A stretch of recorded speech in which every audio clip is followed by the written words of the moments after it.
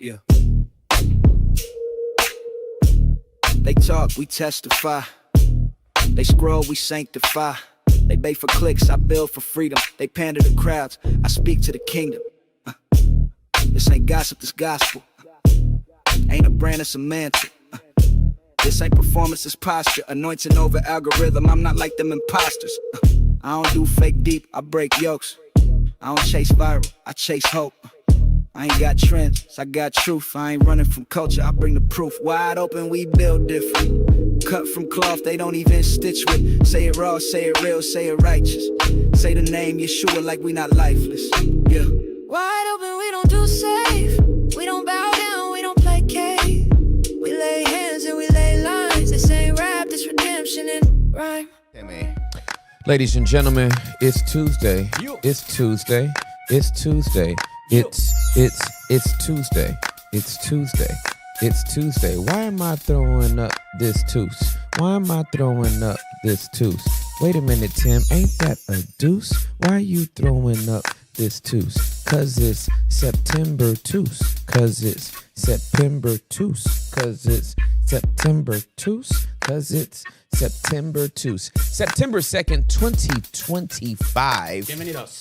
9:02 a.m. Central Standard Time. It is 10:02 a.m. Eastern Standard Time. It is 8:02. No, it is 7:02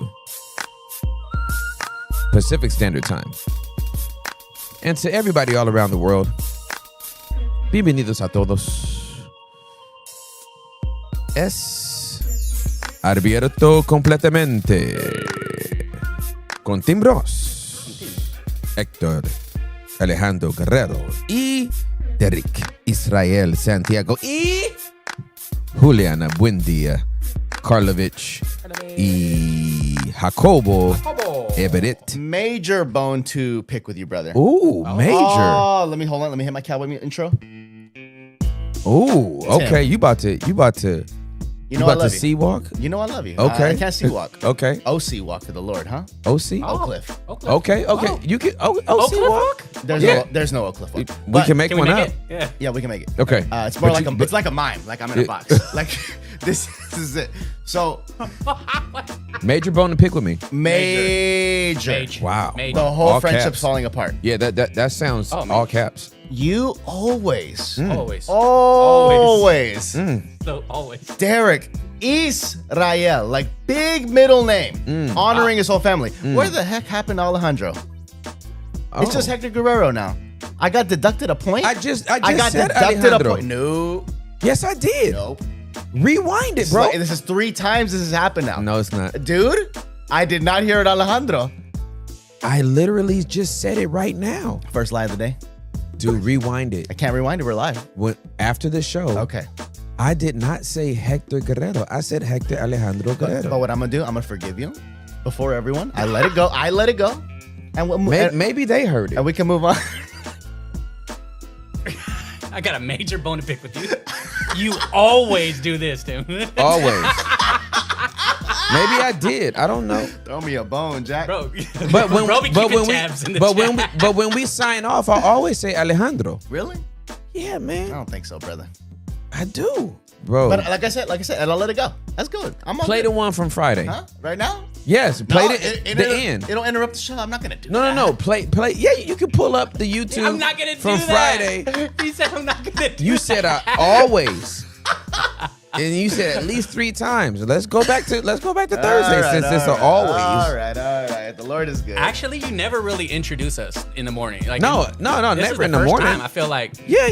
this is the first time. Like, hey, we're here with Tim Ross. And then you're like, Hector. Yeah. Shout us I out at the always end. sign off. It was just like a little All right, experiment. here Nah, we you go. always do it, Tim. Nah, matter of fact, I'm done. Pull This it is up. 3 days ago. Pull it up. We're going to the end. Pull it up. Oh. Hold on, Daddy. Like maybe some Gatorade, and then you can have some Jello. That's too but far. We gotta it's got to copyright. be like different colors of Jello, and you can't have fiber and anything that would stick to the Maybe I'll walls go of your back a coat. little bit. He's like, nah, I'm not getting on. Like, I'm not Has to be around here, right? Is that our bumper? I'm chilling. So what do you think? Maybe wait 3 days, maybe get a prophetic word, see if No, because we get a have little bit we of have nice music blessing playing. on this Okay. thing, or are We gonna wait never it out? do that. We can wait it out, Hector. I just wanted to make sure, like, I would need the password and the username to that particular YouTube channel, so I could like. Oh, this is your show. You can do whatever you want. yeah. Yeah. Yeah, so I need to know how to go live. I revoke my way, and you can do exactly whatever you want. Easy, bro. Is your desire, sir? Locked in. The other thing is, Don't do it. I'm thinking about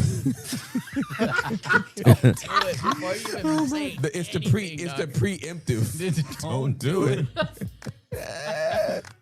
Hector would have been that one angel in heaven when God the Father creation of sin. You're not gonna like that has nothing live.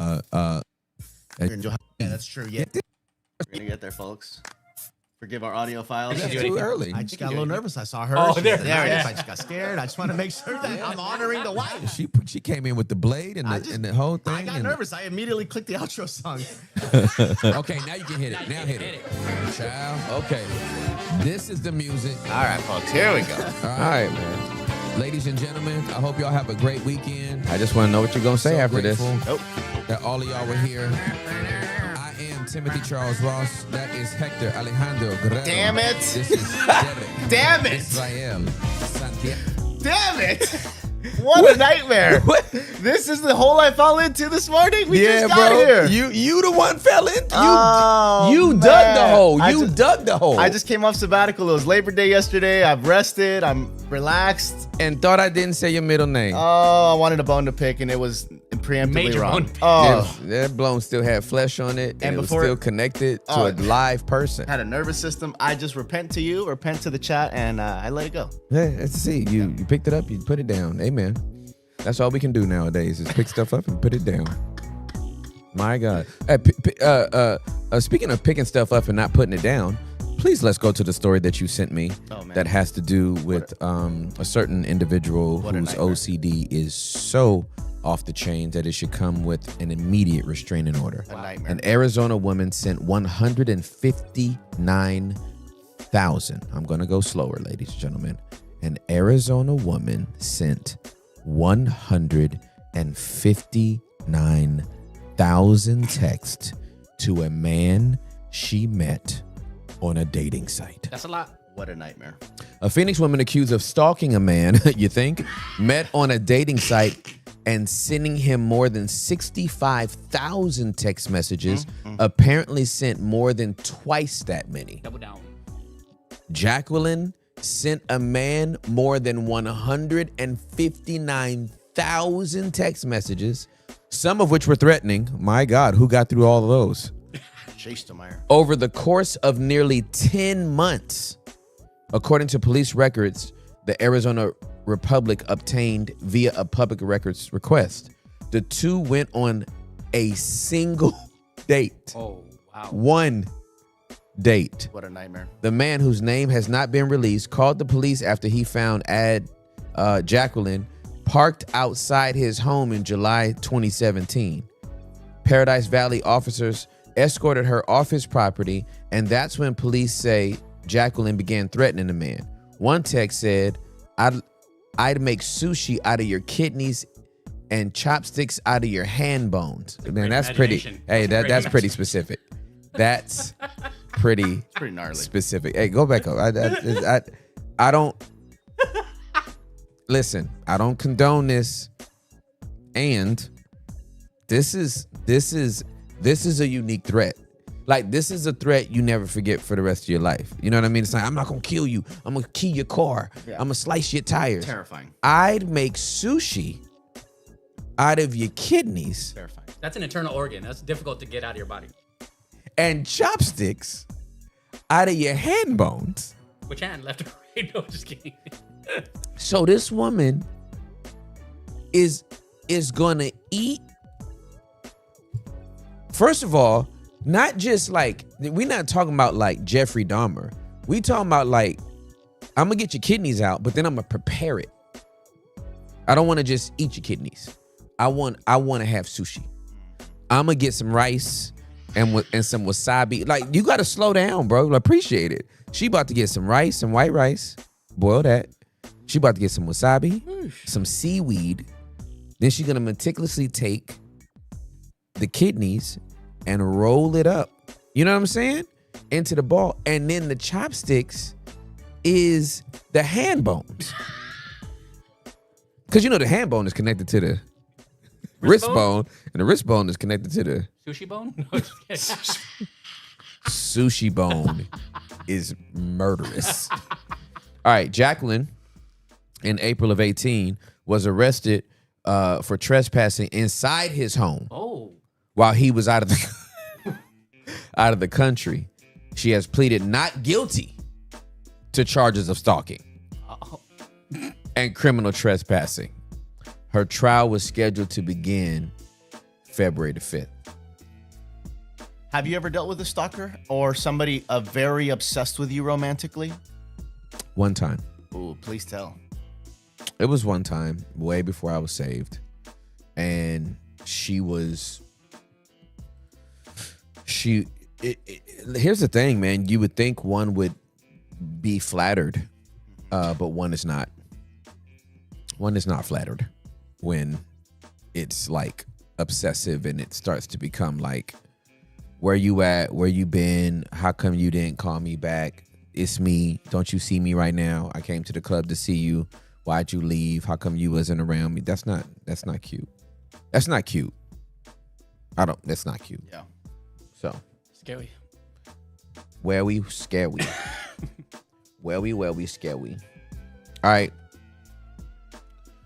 We need the public's help on this one. Nevada sheriff issues desperate plea asking burners, we'll explain that in a minute, to help ID mystery man murdered during the Burning Man festival, as the killer is still at large. Dios mío. Nevada law enforcement officials issued a desperate plea to tens of thousands of strung out burners. Of course. Of course they are. Wow. They had to throw that in there.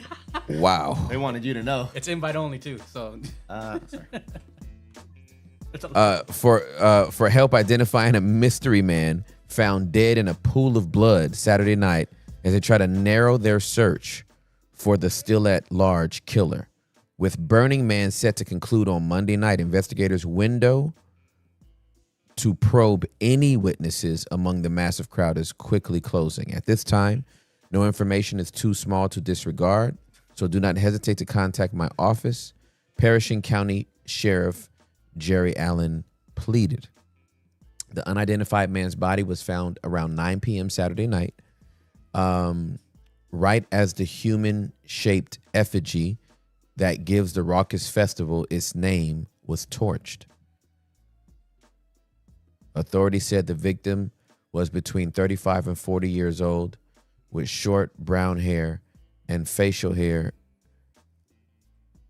and stood around 6 feet tall. That's a great description. Man. Horrified festival goers found the bloodied man lying on the ground, obviously deceased, and flagged down a sheriff's deputy monitoring the festival. Not close enough. My bad. By then, his unknown killer was already lying low somewhere among the some odd 70,000 attendees. See, this is another reason why introversion is so much of a blessing for my life. Amen. You know what I'm saying? You in a crowd of 70,000 and you get bopped upside your head. Who gonna know? Who gonna see it? Are you saying you'll never be in a situation like this? I will never be in the middle of a desert pooping in a sand hole. Sand. 2 days later, authorities have come up with zilch. Wow, why would they? Man, they are pissed. Zilch? That's frustration right there. Hey, man, you got any leads on that new case? Zilch. Zilch. Zero. Nothing. Stop asking me, Frank. I don't know. My Franks are always detectives, but whatever. They have come up with zilch and turned to the public for help tracking down the person who would commit such a heinous crime against another human being. I mean, Cain did that to Abel. Why we stop?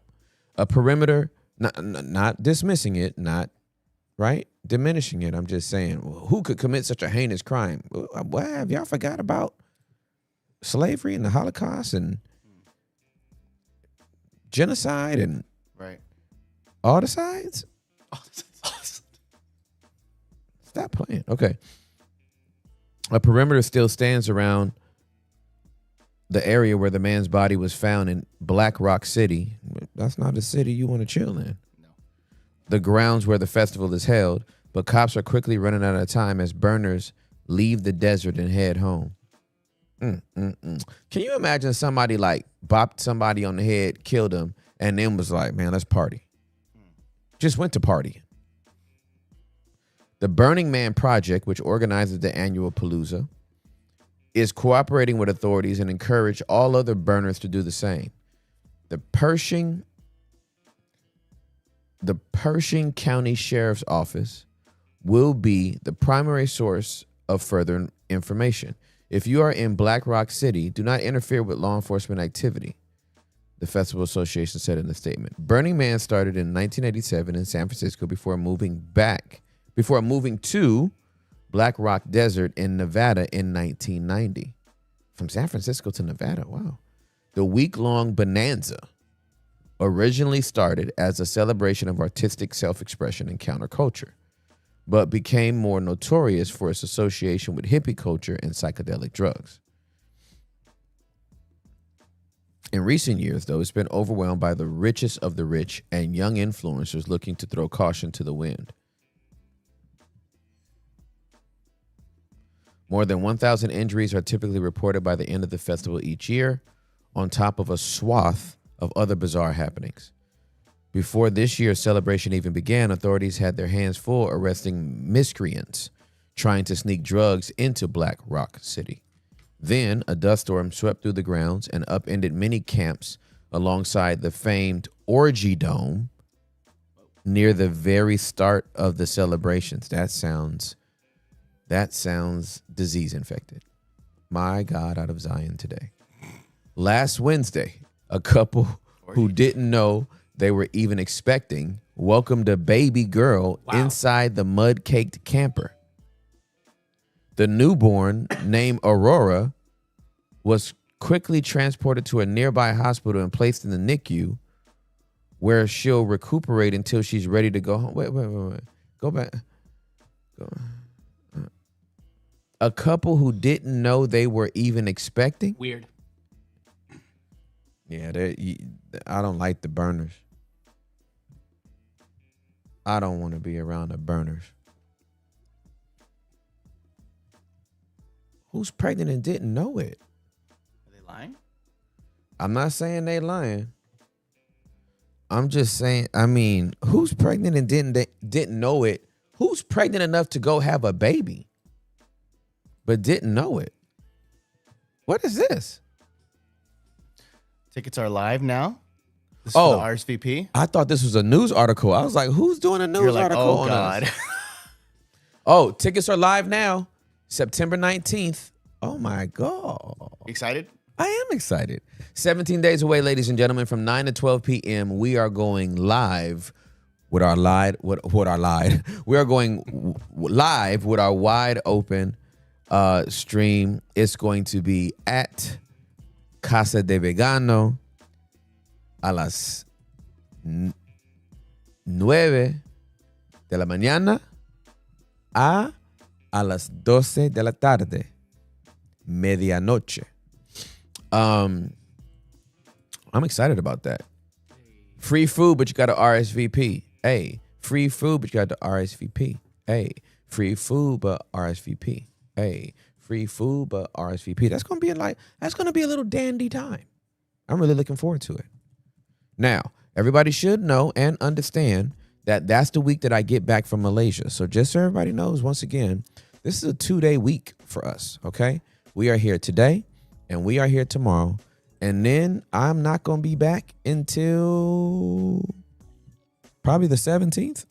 I think I get back on the 17th. Yeah, I think I get back on the 17th or the 16th. And then we'll have the 17th, 18th, and then boom. Yeah, I get back on the 16th. We'll have a show the 17th, 18th, and then I'll probably be hella jet lagged on the 17th, but that's going to happen. Hey, here's what I want to say. I want to appreciate right now, and then we'll get we'll get to some other news clips. Not somebody saying, "Can you send me the free food?" Though, y'all are funny to me, man. Whoever can make it, y'all got to be there because Casa de Vegano. Wow, Casa del Vegano es muy delicioso. So it maxes out on the RSVP at 70 people because that's the capacity. That's right. So if you're in DFW or you're wanting to do the drive in, you can come to Oak Cliff. It's going down and it's going to be a wide open live. It's going to be awesome. And yes, food will be covered for the people that are there pulling up that are RSVP'd at a part of the 70 RSVPs. But if you happen to be walking by and you want a photo, yes, of course you can pop in, but we're only covering food for 70 people that RSVP'd. So it is going to be in the morning. We're following the wide open format. That's right. 9 to 12. 9 to and then we're 12. going to break bread. That's right. So this gives you some time. I know most of you guys work or you got kids. So RSVP now, ask for your days off. Get a babysitter for the kid because you can't cheat code and bring 12 kids with you. One RSVP for That's an right. adult. That's exactly you right. You cannot cheat the system Yeah, don't and cheat bring the your system. abuela. You can't do it. You can't do Love it. her. We love abuela. Put her in the car with the AC. Yeah. So Wow. RSVP. Wow. Just run the gas all day until it's over. That's hilarious. RSVP now, 70 people. It's going to max out. We already got 25 people registered already. What? It's going to sell Yeah. out so Hey, fast. can you spell my name correctly on the thing? That would make me happy. How did I spell it? How did I spell it? Hector, Derek has a bone to pick with you because you Major bone to pick. never spell his name correctly. That just make me happy. That's not the way my name is spelled. Yeah, you. What a nightmare. What a nightmare. Everything's falling apart. No, but we got 25 people. Hey, don't register if you're not pulling up either. Like, I mean, life could happen, but Okay. and if you register, pull up. 25 personas in 2 minutes, bro. Yeah, vale, sí. 25. Sí, es genial, es genial. Vale, sí. Here's what I want to say. I just want to appreciate everybody that has rocked with us from the beginning. Those who have rocked with us for some reason, like, was like, man, I got to back up and then came back. Like, here's what I want to say. I've been having there's been a lot of conversations lately that I've been having with people about this podcast, this unique assignment that God has given to us about vulnerability. And one of the things that we've been talking about a lot and people have just been bringing up to me is, when you first started, I didn't quite understand what you were doing. It seemed like you were kind of leaving the reservation, or like you were carnal, or you were this, that, and the other. And they were like, and I get it now. Like, I understand the assignment that God has given you. And I know your heart is for God. And though I may not ever say what you say, talk like you talk, do what you do, I know that your heart is for God and it's reaching people that I can never reach. So I just want to say thank you for all of the people that have rocked with us, even on the days that you misunderstood, or the weeks or the months that you were like, I really don't know what you're doing or where this is going, and you decided to rock with us anyway. Because here's the thing about living. Here's the unique thing about God giving you an assignment to be vulnerable in front of people as a believer. And like live out the good, bad, and the ugly, your best days, your worst days, all the kind of stuff. You're going to be critiqued for every single thing you do. And if you have not made up your mind that the call is more important than the critique, then you will find yourself being disobedient to what God wants you to do, because you're always trying to make adjustments for the likes. You're always trying to make adjustments to the comment section. You're always trying to make adjustments to the last thing somebody reacted to. When the truth of the matter is, Jesus says, wisdom is proven to be right by its results. So sometimes you just got to let some stuff marinate and then draw the conclusion. You can't make determinations in real time. Sometimes you just got to wait till everything kind of blows over. Then you find out, oh no, you know what? They a real one. Or they're disingenuine and this is not the way that they were trying to do anything. What's up, Hanson? You sleep good? Good, bro. Love you.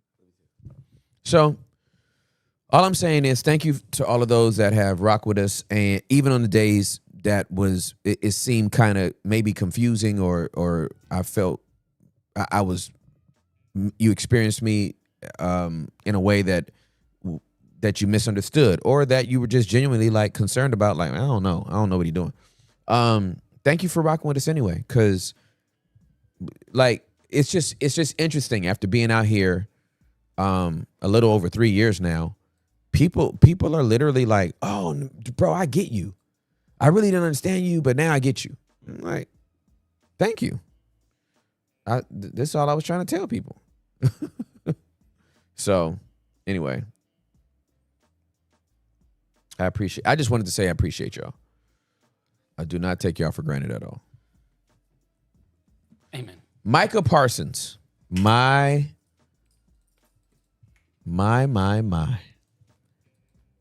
First Luka, Dude, now Micah. why? You know who he needs to watch out for? The best player on the Texas Rangers, because he's probably next. Guy's probably going to get traded before the playoffs start. All right, Micah Parsons' arrival in Green Bay has his new Packers teammates believing any goal is realistic. Parsons practiced with his new teammates for the first time Monday, 4 days after Green Bay acquired the superstar edge rusher in a deal that sent 3-time Pro Bowl defensive tackle Kenny Clark and 2 first-round picks to the Dallas Cowboys. Packers offensive tackle Rasheed Walker, who played alongside Parsons at Penn State, went on social media and predicted a Super Bowl title the day after the trade. Shido says Packers winning the Super Bowl this year. What Shido say go. Got it. Walker was asked about that post on Monday. I think it upped our chances by a lot, Walker said. We got a solid pass rush across the whole line. I don't think no one's going to be able to throw the ball like that on us. We're going to open up opportunities for our DBs and our offense. So, yeah, I feel like Micah's going to have a good presence on the field, and it's going to be really advantageous to us. Can I just say to all the Cowboy fans out there, your last Super Bowl was in the 90s.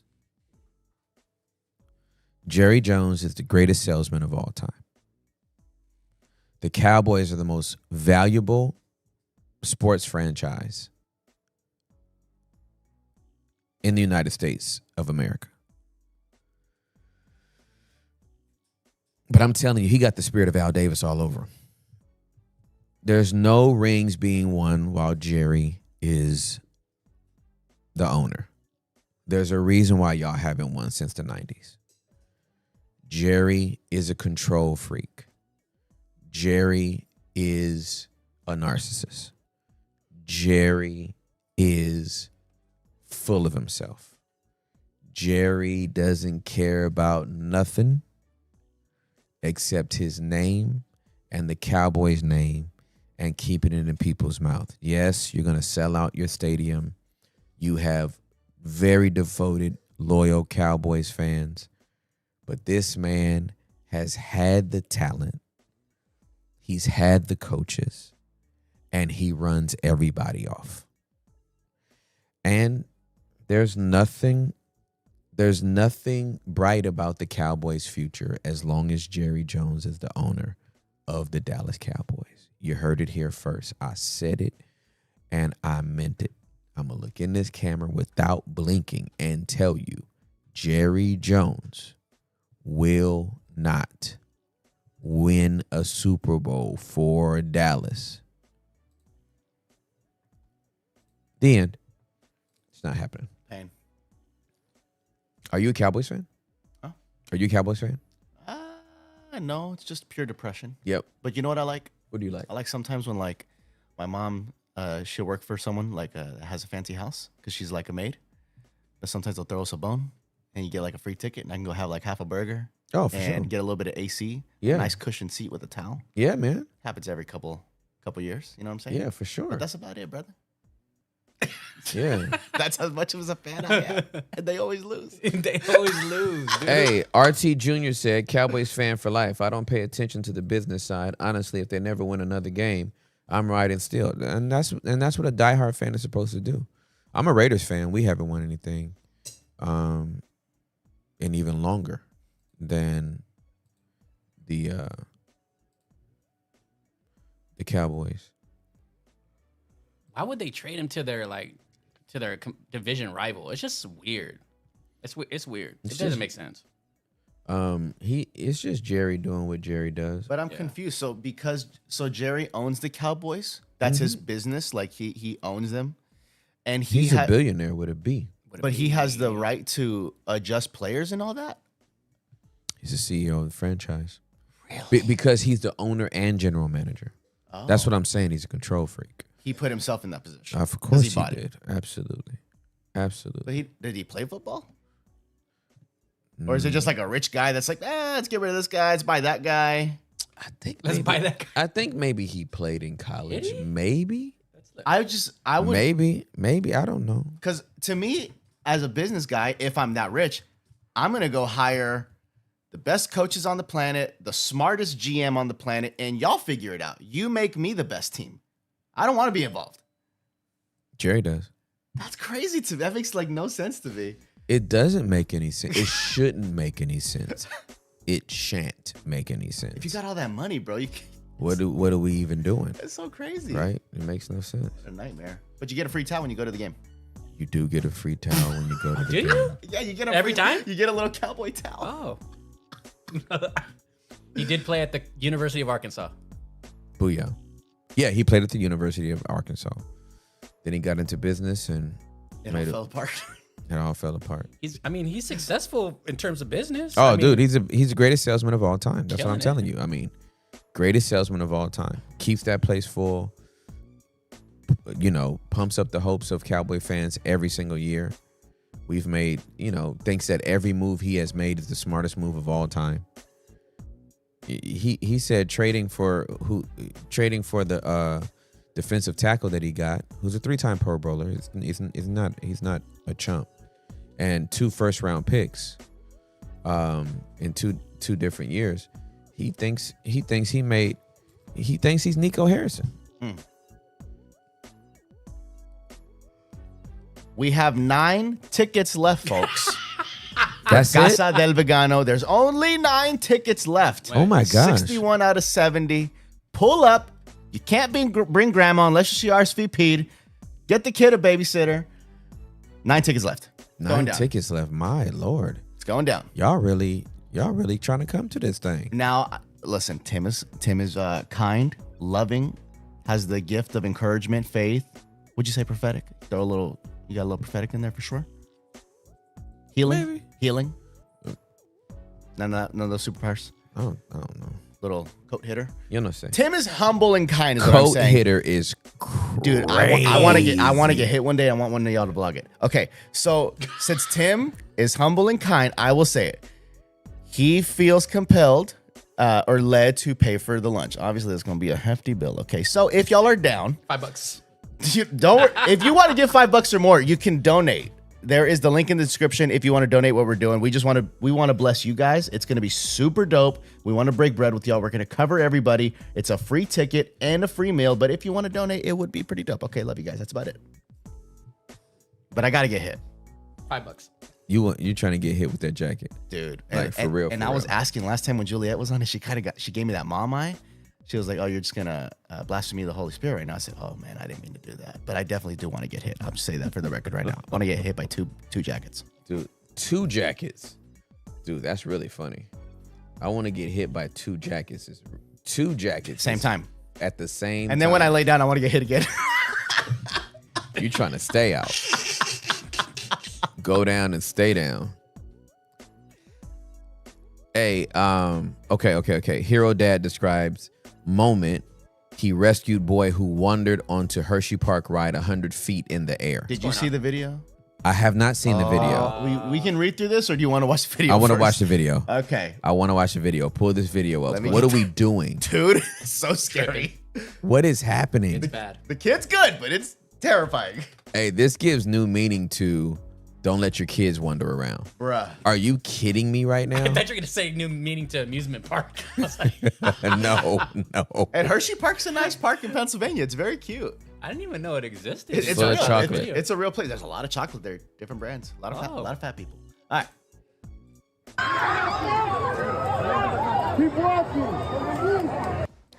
Wow, this is so scary. New this morning, a child is safe after that scare at Hershey Park in Pennsylvania. He was found walking along the monorail tracks. He got separated from his parents yesterday and then wandered into a closed monorail station and stayed there for about 20 minutes before stepping onto the tracks. Jesus. The monorail, thankfully, was not running at the time. Praise him. Video shows a bystander climbing up to reach the child and bring him to safety. He was later reunited with his family unharmed. Oh, Wow, he was really high up there. Seriously, gosh, that could have been bad. That random last guy at the end. Sam, why you laughing, brother? Hey, Sounded man. like Trevor. Hey, bro. That is first of all, it's scary. And that's how you wind up never at an amusement park again He's grounded for until life. you're an adult. He's grounded for life. Mom, can we go back to Hershey? Eat this candy and sit on that couch. Mom, why is this rope around my wrist? You know why that rope's around your wrist, kid. Stop playing with me. One of my favorite Tim Ross quotes. Kids are dumb. They are. Kids are dumb. They're just dumb. And I know everybody wants to think my kid is so smart and they're reading above average and da da da da. And they're dumb. They're dumb. Like they're very smart and dumb. And it's okay.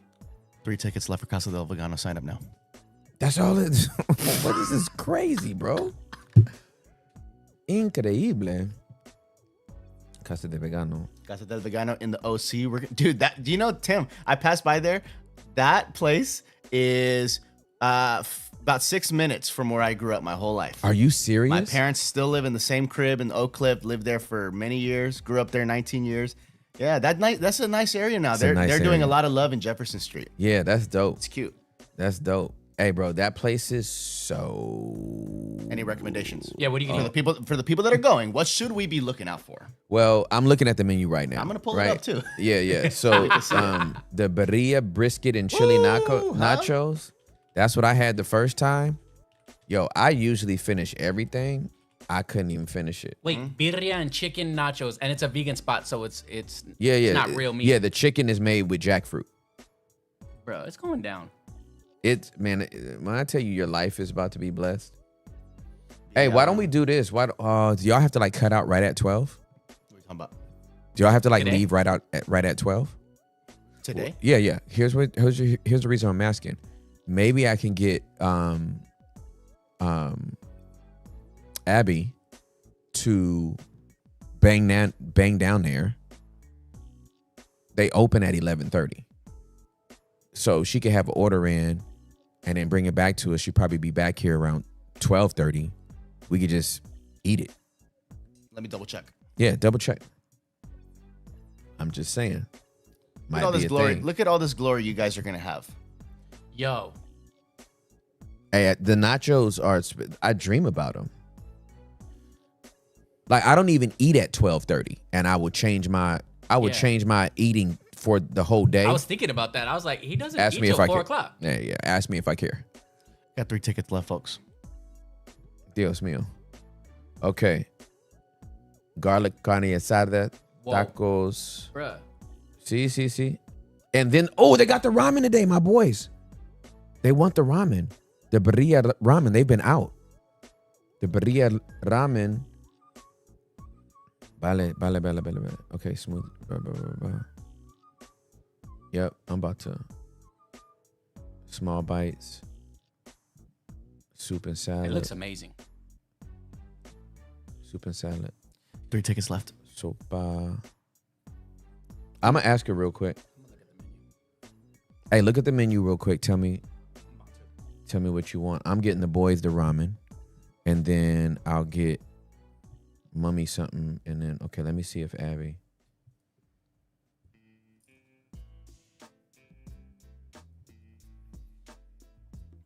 Hola, Abby. Te quiero mucho. ¿Tú eres disponible hoy? Me gustaría Casa del Vegano en Dallas. Y Pretty sure we're sold out. yo necesito I think we're sold out. saber There's three pending. si They just have the page open. tú puedes vas. ¿Es correcto o no? ¿Puedes ir? Sí, Lo sí. mismo. Oh, sí, sí, sí. Gracias. Sí, sí, sí.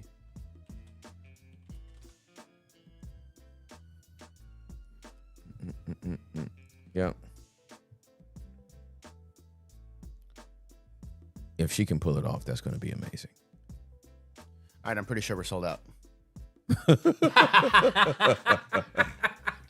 Because there's three Praise people. him. There's three people being they're very smart with it. It says 3 pending. That means they are on that RSVP page, so it's like holding it for them. Got But it. We're just gonna say it's So sold out. triple checking for the But Lord. just that they keep could just be keep available. refreshing, guys. You know, no, you can probably still Vale. make it.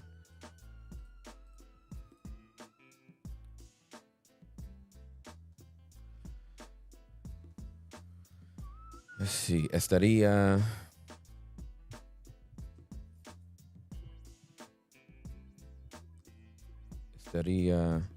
temprano.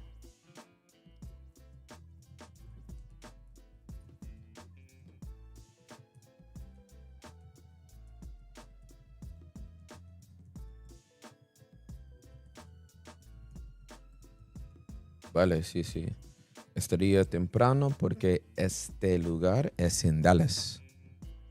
Vale.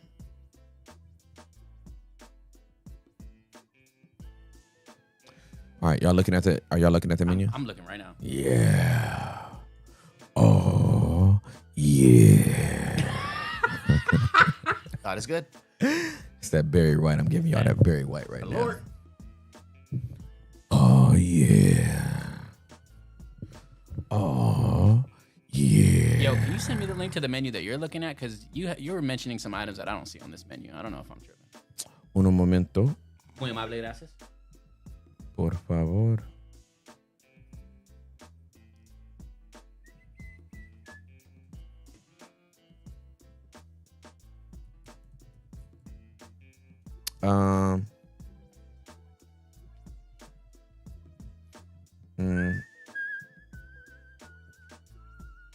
Vale. Vale.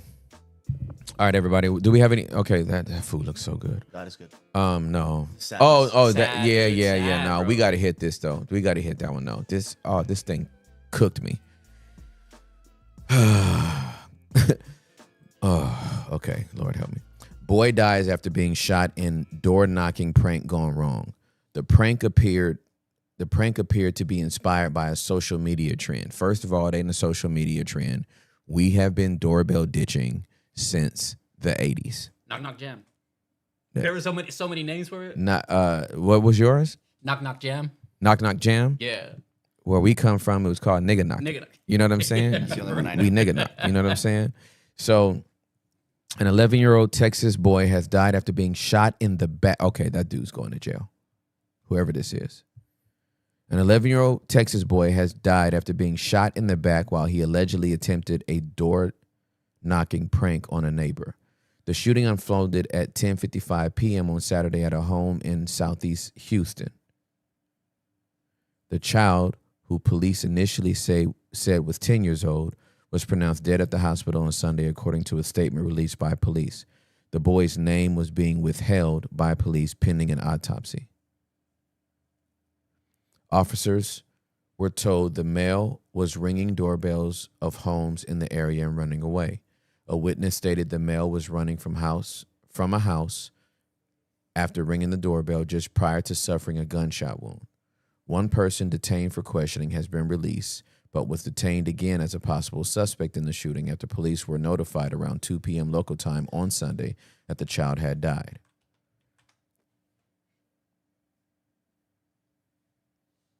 Cass said it was unclear if the man was being detained was the owner of the home where the deadly door-knocking prank occurred. A search warrant was served on the home, and Cass said a significant amount of weapons were found inside the house. The possible suspect has been detained and interviewed but not yet formally charged.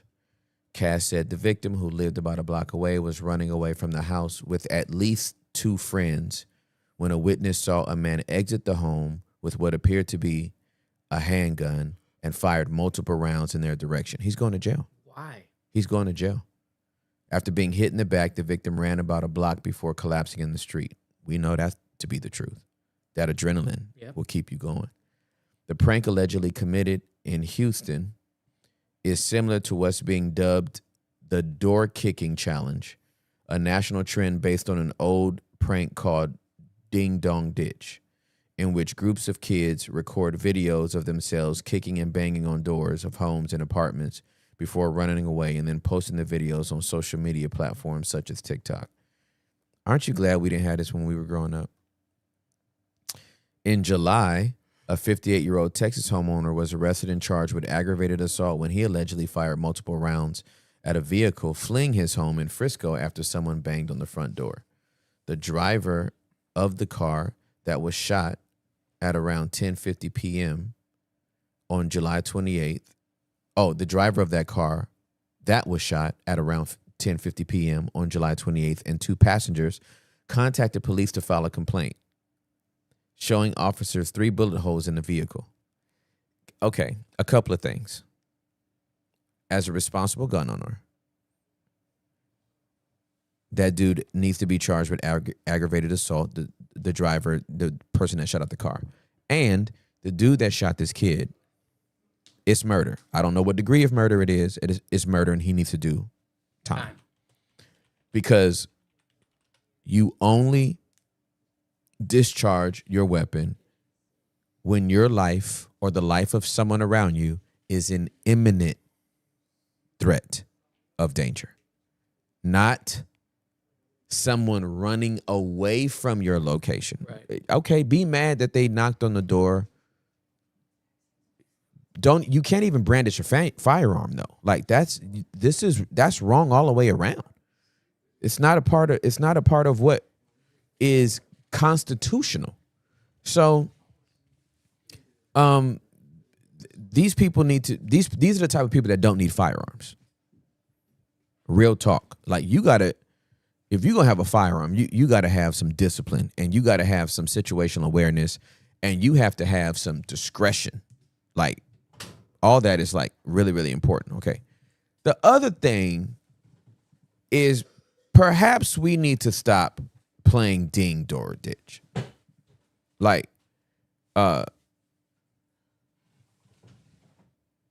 we got to stop. Find something else to do. Like, don't do this no more. Jokers is getting shot. Time to play another game. Like, find something else to do. Jump rope. Swing in a tree. Play hopscotch. Go do something else. But the door kicking challenge needs to. Jokers is pulling out guns, fam. It's time to go do something else with your whole life, because this ain't it. This ain't it. Can't be it. Don't want it to be it. We got to stop. We've got to stop.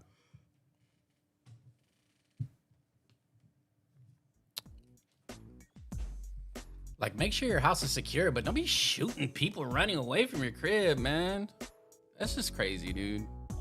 That's crazy, man. I feel so bad for the family. Man, kids, it's 10:55 at night. You 11 years old. What are you doing outside? What are you doing outside? There's a lot of responsibility on a lot of people right here. Yeah. On a lot of people right here. A lot of levels, yeah.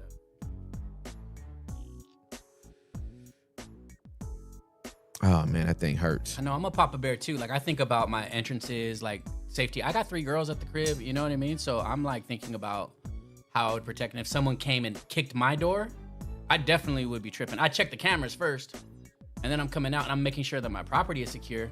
But I don't know about shooting at people running away from my house. I don't. You can't do it. I don't. No, you can't do it. You know what I'm saying? Yeah. Even if you wanted to do it, you got to know, bro's back is turned to me and he's running the opposite direction. My life is not in imminent threat of danger. I can understand the adrenaline spiking. You like, man, who's at the front door? You open the door, nobody's there. You run out on your grass. You see 3 kids running away from you and you line up a shot. Said he dumped. Said he let go, discharge several rounds. Nah, bro, he got to go to jail. He got to go to prison. Sorry.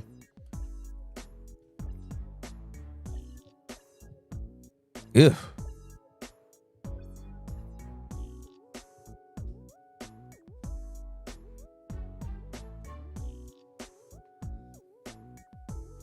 All right, peeps. Well, that's all the news I want to cover today. We're just going to hang out for the next 9 minutes. We have 1 ticket left. Is that confirmed now? Got 1 ticket left. One raggedy old ticket left. 1 ticket left. All folks. you got is 1 ticket left.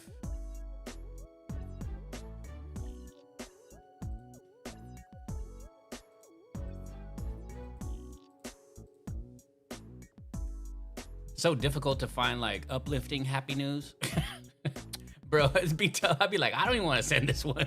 Yo, bro. Yeah, this stuff be. You know how they. I mean, well, bad news is. Bad news is a thing.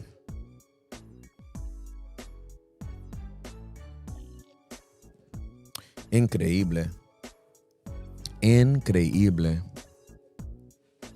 Increíble. Uf, increíble.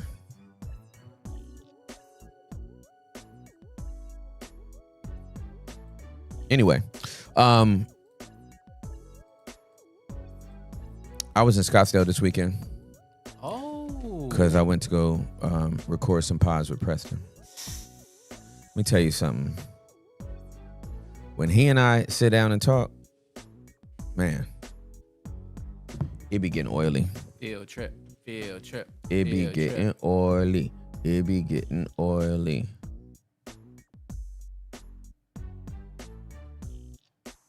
How many trips have you made up there to do pods with him solely?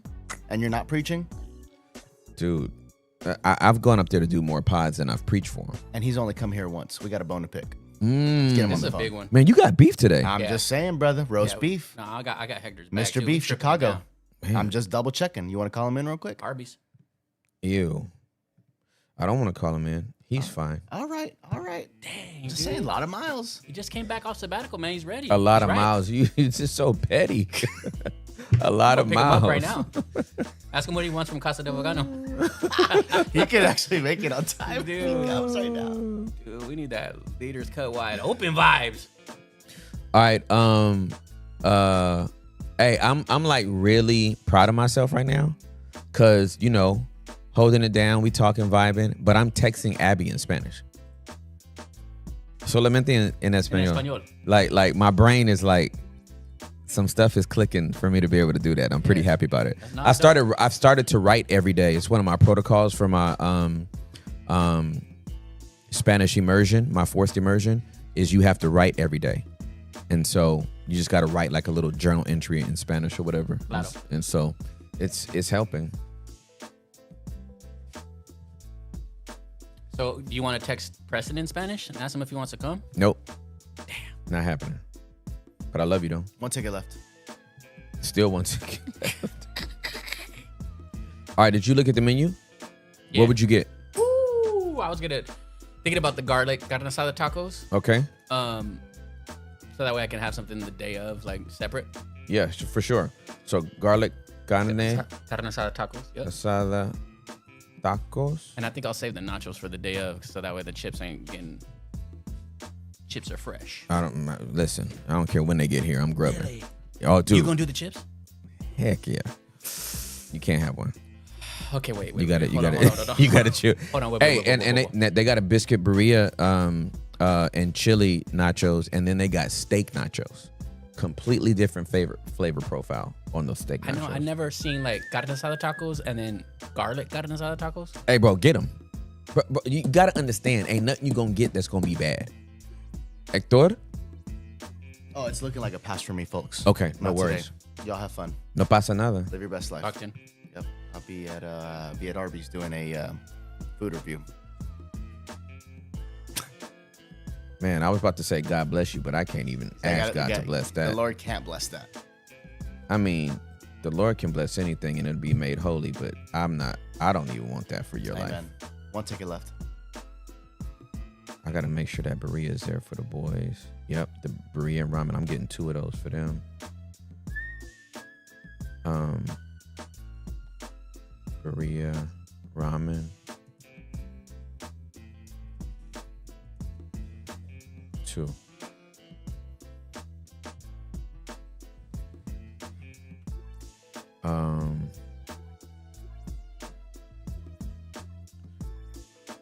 Okay.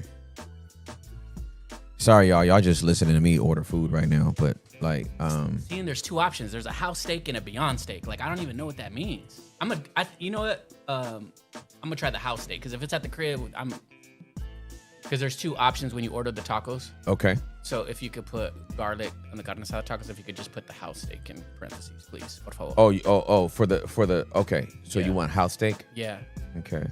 Garlic carne asada, house steak. House steak. Vale. Muy amable, gracias. No pasa nada. Vale. Y para mi suegra.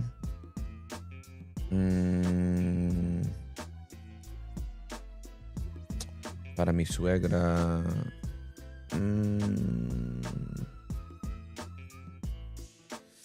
A ver.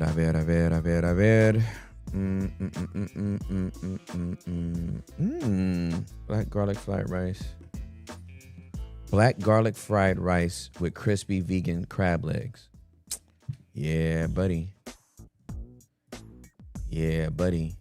That's what I'm about to get down. Crispy. That's what I'm about to get down.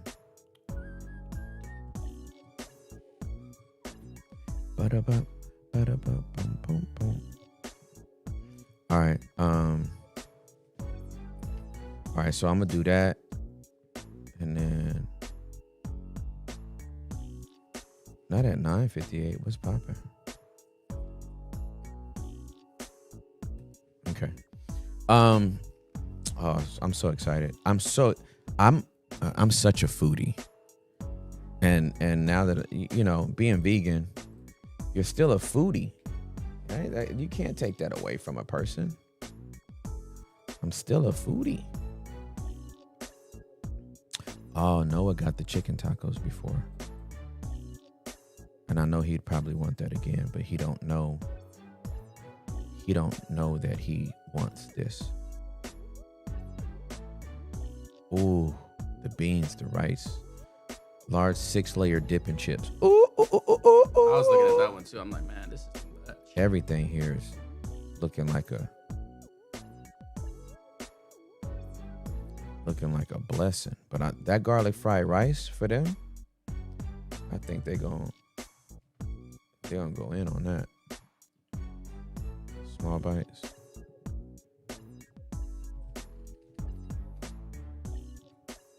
Elotes.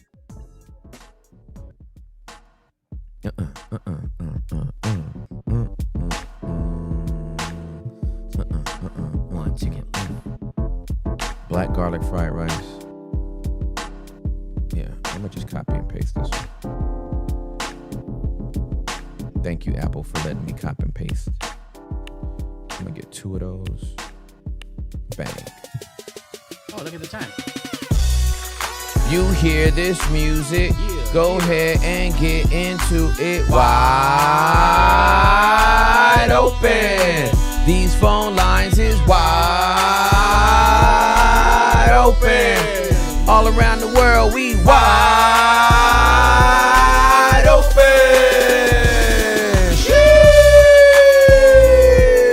Sheesh. Ladies and gentlemen, it's the 10 o'clock hour. It is 8 a.m. Pacific Standard Time, 10 o'clock. Central Standard Time is 11 o'clock. Eastern Standard Time, and we are now wide open for the next 2 hours. We are taking all calls, no calls off limits. So questions, comments, concerns, cabbage, corn, kale, or crowns off limit. Talk to us about anything. We may have the answer, we may not, but this is a safe space where you can be fully seen, fully heard, fully known, fully loved, even if you're not fully agreed with, because 4 out of 5 ain't bad. 4 out of 5 ain't bad. And yeah, we're gonna have a great time today, and that's it. That's all I know. All I know is it's gonna be a great day. Hey. That's all I know. With that said, do we have our first caller? Jay, welcome to Wide Open. You are on with Tim Ross. Joseph.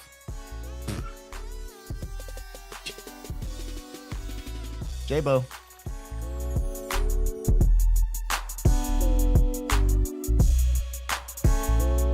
There we go. There you are. Jay, welcome to Wide Open. You are on with Tim Ross. Hey Jay, how you doing, man? How you doing, Jay? I'm doing pretty good. What's going on, my friend? Can you hear me? Yes, sir. Yeah, I can hear you, man. Can you hear me?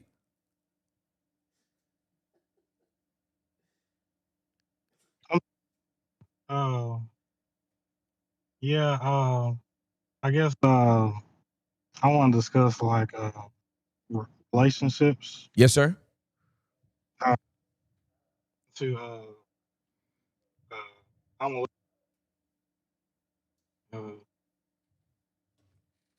but just trying to discuss relationships, Okay. just trying to navigate how that looks like. For context, I was always like a quiet kid growing up. Really talk a lot. Okay. So, um, you know, I was always by myself, and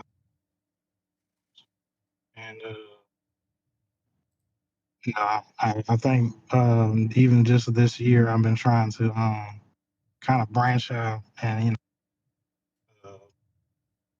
just trying to be more open and honest. But I guess I'm really looking for like clarification, uh, something like uh,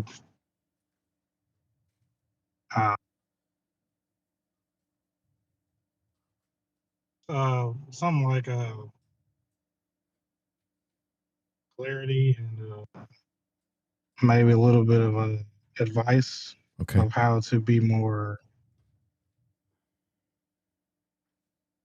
communicative, uh, able to communicate, I guess.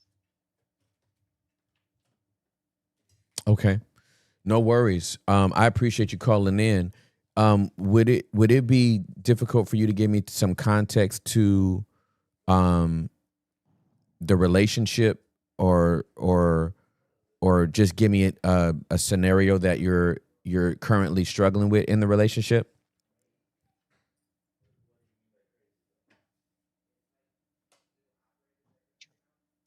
Can you hear me?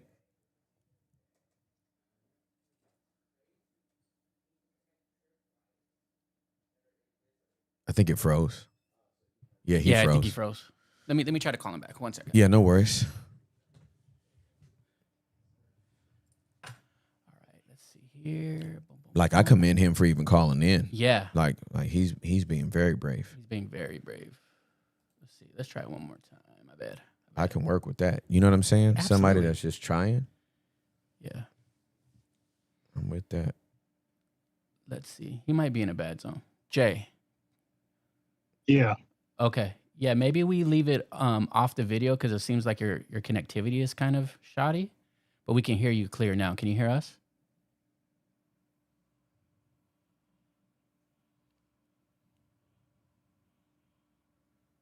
Jay? We might have to do a call another time. Oh, that sucks. do it one more time for Lord. Let's just see. Okay. Let's just see. Let's just see. It's a big step for my guy. Yeah, for sure.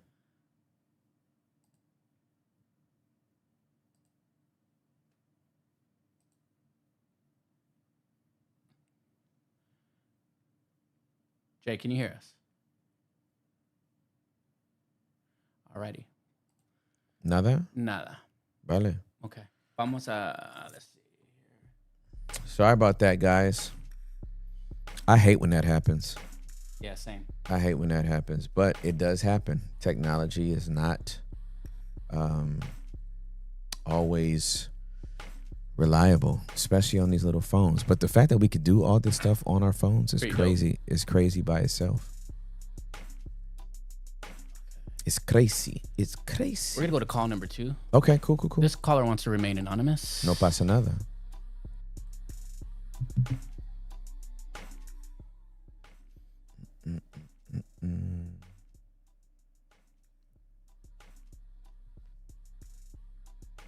And while we are trying to get some callers in, yeah, I want everybody's connection to be good.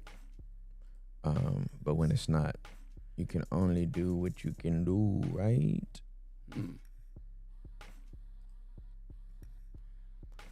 Maybe we could just get some questions from the chat. Yeah, I think we're probably going to do that. So if you have any questions for Tim, you can leave a voice note in the chat. So, Yep.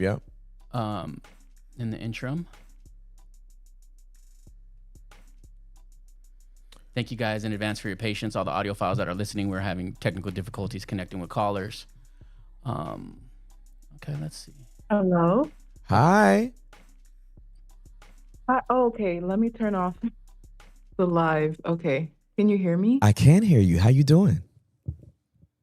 I'm good. I just got into like a study room in the library. Well, I appreciate you being flexible. It's good to hear your voice. Wait, I'm on? Yeah, you're on. You are on right now. Sorry, I saw Hector's name and I was like, oh, I'm talking with Hector. Nah, it's me. It's Tim. Hi. Hi, oh my gosh. Okay, can you see me? We cannot see you. You have to turn your video on. Yeah, but Okay. if you wanted to remain anonymous, I can see you and nobody else can. Okay. Ooh. Hi. Okay, sorry. I was just kind of like getting prepared. I was like, okay, I'm the second caller. Sorry, do you mind if I just like pull up my notes? Pull up all your notes. Do whatever you need to do. It's good.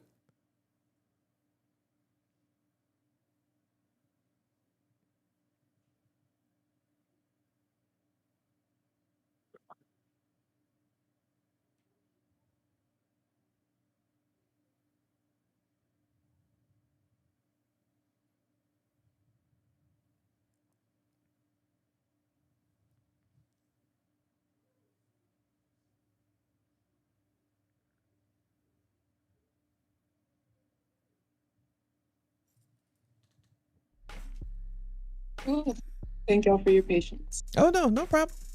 I'm chilling. Yeah, we're chilling.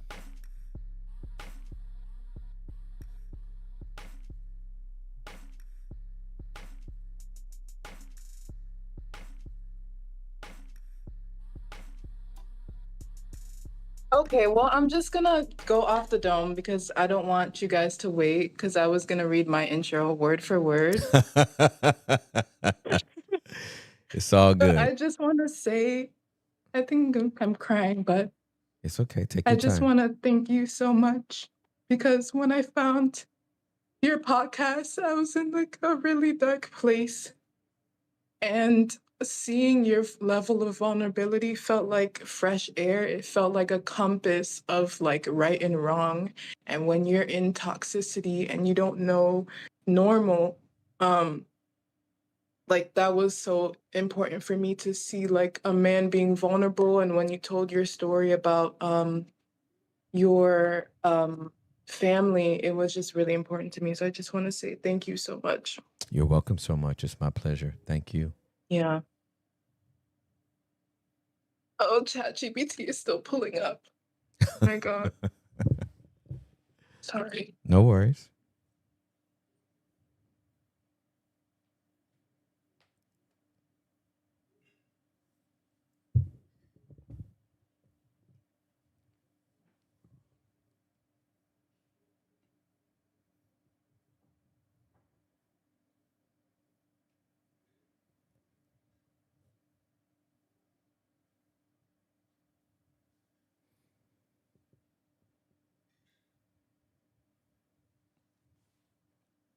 I just messaged you what you had sent me previously too. I don't know if that'll be helpful on Discord. I sent you what you initially had sent me about the items that you wanted to discuss. I don't know if that could help. Okay, I've got it. Thank you. No problem. Um, yeah, the reason I had to pull up these questions is because that question was like 6 months ago, and I've kind of had to deal with circumstances. So my question is, I have three questions. The first one is, how do I keep healthy boundaries with my mom Mm-hmm. while depending on her temporarily, even though it drains me financially and emotionally? The second question is, like having conversations with family versus like no contact. Mm-hmm. And it's sort of like, how do I know that I've done all I can with my mom and my family before going no contact, especially when I already feel that they've been using me and that they dismiss my trauma and emotions.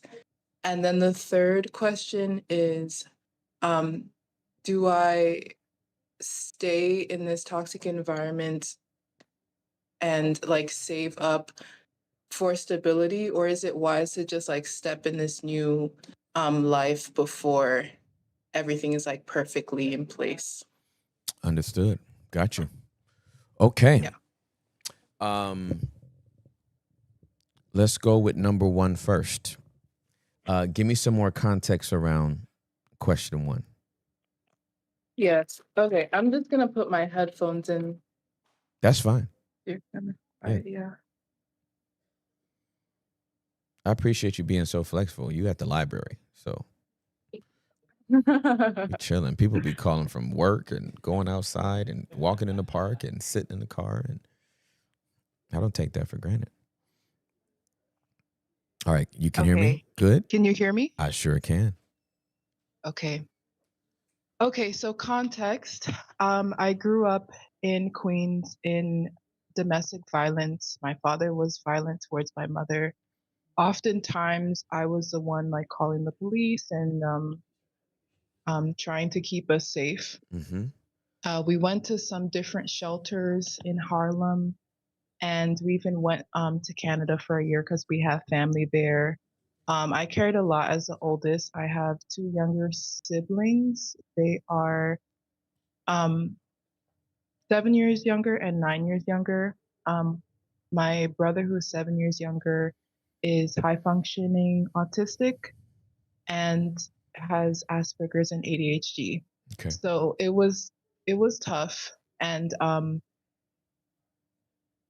we finally moved to Florida when I was about 16, and then slowly he also became more violent, and there was like a specific night where we got into a fight with each other, and it like completely like changed me, and like I had to get stitches, and he was Baker acted for the first time. Mm. So that happened while I was in college. And then in 2020, I finally went to therapy. And that's when there started to be a realization that, like, not only my dad is the bad guy, but my mom was also toxic. And Yes. so we had grown up in like a one bedroom, like all of us, five of us were in a one bedroom. Mm-hmm. So I would see like things I wasn't supposed to see because my parents didn't have a door. I was sharing a room with my brothers. Um, and also my dad was an alcoholic. So that happened. And then when we moved to Florida, my mom did her best as a single mom to like get us a house, which she did for a year, but she couldn't maintain it. And so yeah, so I would say like between 2020 and now, like going to therapy it's caused like a rift in our relationship. And she's even told me to go to therapy, kind of like, okay, fix yourself, like Mm, fix what I caused type mm, deal, mm. which I find interesting. Very. And so that's why I'm wrestling sort of with no contact. Recently, I've been living with my grandmother and taking care of her because I went back to New York for 2 years Mm-hmm. and worked with a dance company because I'm a dancer. And I came back last year in 2024 after my grandfather died because I had a dream that I was supposed to take care. No, I had a dream about my grandmother going crazy. And the next day, my grandfather passed away. Wow. Yeah. So he passed away. I came down, and then my contract was not renewed with the dance company. So I was like, okay, I'll stay back in Florida. And so I started to take care of her, but like it became too much. And my youngest brother, who's now 20, he was 19 last year, um, he like I felt like I was doing the emotional work of like I wouldn't say raising him, but just him being in the house and having to give like lessons. And I literally like it took me 10 months to create like a chore chart like by April of 2025. So he was not pulling his weight. And so even though we had food stamps, like sometimes I'd have to like give a little bit more so we could all eat and things like that. Meanwhile, my mom was like lending me her car, and then I started paying that car insurance. And so I was taking care of my grandmother, and I was starting to feel uncomfortable around her because she avoids accountability completely. And a lot of happened in my mom's childhood that I'm like, I feel angry about. Mm-hmm. And so she's kind of like, just to give you context, he's a pastor's wife, and they like have built churches and they were missionaries. So it's very like religious energy. So she would also be like, oh, before God, like I'm innocent. I don't know what you're talking about. Very gaslighty. Mm-hmm. So I can understand why my mom is the way she is. So I was taking care of her and it was a bit much on me. Sometimes I would call my uncle and aunt, which they were supportive and like would get on the phone right away. Like my uncle answers right away, but it still like was becoming too much. I think my mom would visit like on a weekend or like twice a month because she moved like 2 hours away to Fort Myers. And I'm actually staying with her right now. Okay. So yeah, so it was just too much. And then my aunt was planning to come anyway. So now she's here at my grandmother's. And her and her daughter are here. Mind you, it's a two-bedroom place. So it Mm-hmm. was already stuffed because my brother was in the living room, my grandma was in one room, and I was in the other. Mm-hmm. And I'm like a tidy person. And so when they came in, they're also like hoarders because my grandmother is like a little hoardish. Mm-hmm.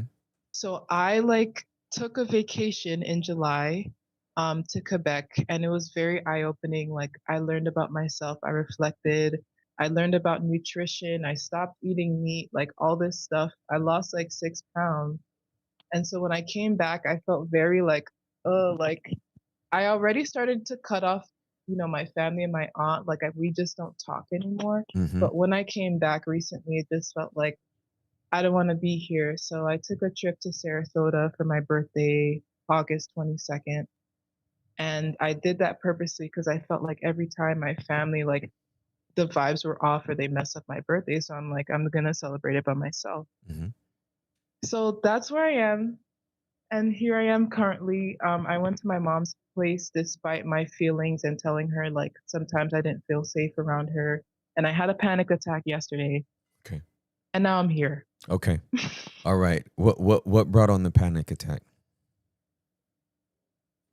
The panic attack happened, I believe, because the night before we went to dinner, and because I last minute told them I wanted to come over, they already had a friend who was staying with them, and it was his birthday. So they combined our birthdays together, Mm. even though I was like, oh, I'm not sure. Maybe I would like to have it another day. And they're like, oh, okay, but I think there was some miscommunication. So then we go to a spot, and then Like they call out the happy birthday people, which was fun. Like we celebrated, and then they brought out a dessert which I didn't like, and then my mom's fiance was like, "You don't like it?" And I was like, "No, I don't." Like I don't like this pudding that and it wasn't to me it wasn't like that deep. It's just I don't like it. Yeah. So then I was like, "Oh, I might want churros." And then they were like, "Oh, we have to leave." And then my mom was like, "Oh, I'll buy you the churros." Kind of like I'm like a 5-year-old, like, "I'll get it for you," but she doesn't intend to get it. It was just like to quiet me down or something. And I was like, I didn't know we had to leave. Mm-hmm. So that same night, I was telling her about a movie that like scarred me. And I was like, yeah, like it was rated R. You probably shouldn't have shown me. It was like this movie where these 3 convicts like invade this home with this family and did the worst. But as a kid, I had the intelligence to leave the room before I think the convicts did something to this boy and his mom and everything. I was like, that's too much for me. I think about it till this day, because I've been diagnosed with ADHD, so there's like some thoughts that and I'm just sensitive. Mm-hmm. So she's like, "Oh, I'm sorry. I just thought it was a regular movie." And then she apologized. And then that night she sent a long text, and that text was kind of saying sorry for everything. And she was like, "By the way, I sent this to you in 2003, but I didn't get it." And then I think from that text, my body was like, felt confirmed that like, you should not be here. Mm. And then what happened was when I saw her that morning, it shocked me that she would not address what she sent to me. She Mm. felt like the text was enough. Mm. And I was like, oh, maybe we can talk about it. I didn't say it out loud, but I thought that. And then so for some reason I was looking at in front of me and I don't know what happened, but it thought it was like deja vu. And I was like, have I been here before? And Mm. then I look to the right and then I start like breathing heavily and then I start crying. And then she's just like sitting there, like trying to figure out what to do, but like just looking at me. Mm-hmm. So then I leave and I take a walk and then a neighbor gives me some water and then I come back and she was like, "Oh, we were worried. Like, are you okay?" And then we hugged and then I went to my room.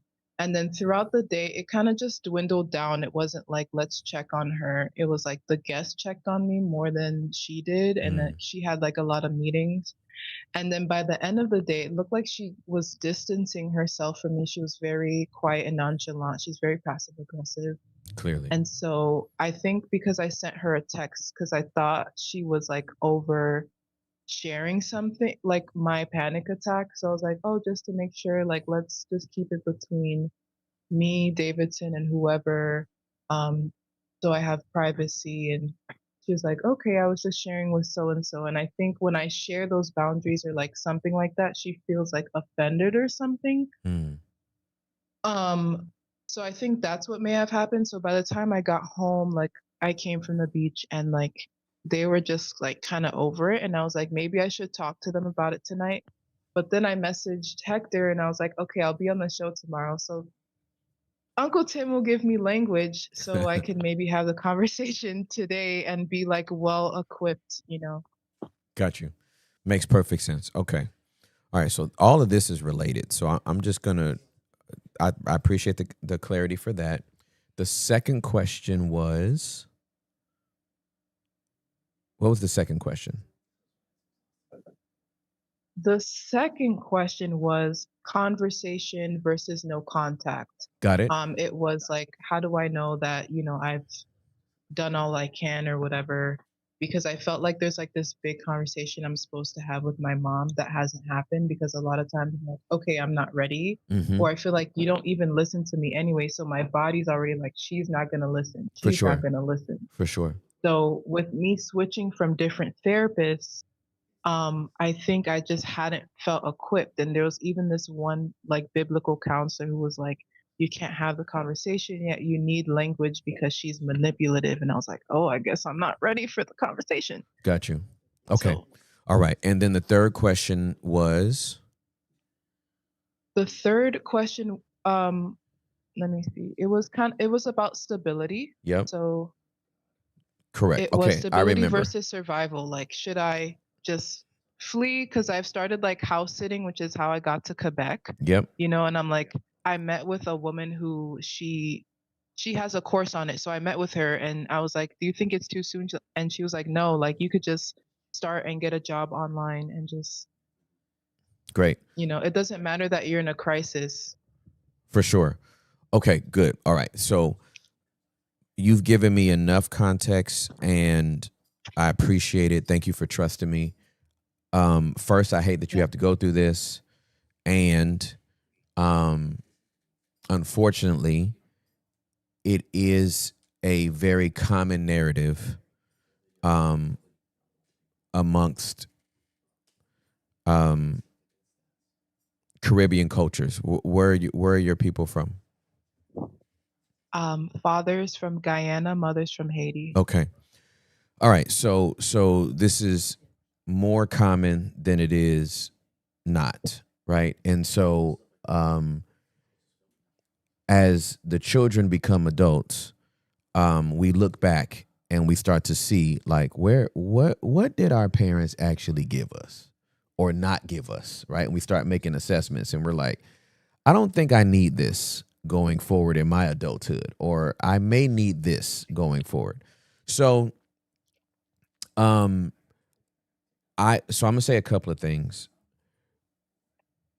Okay. The conversation that you would like to have with your mom, what is the outcome you expect? That's the thing. I feel like I don't expect anything anymore. I just want to leave. Okay. I don't like I have a lot of like emotions and I don't know if it's tied to my ADHD, but I just feel like throwing everything away.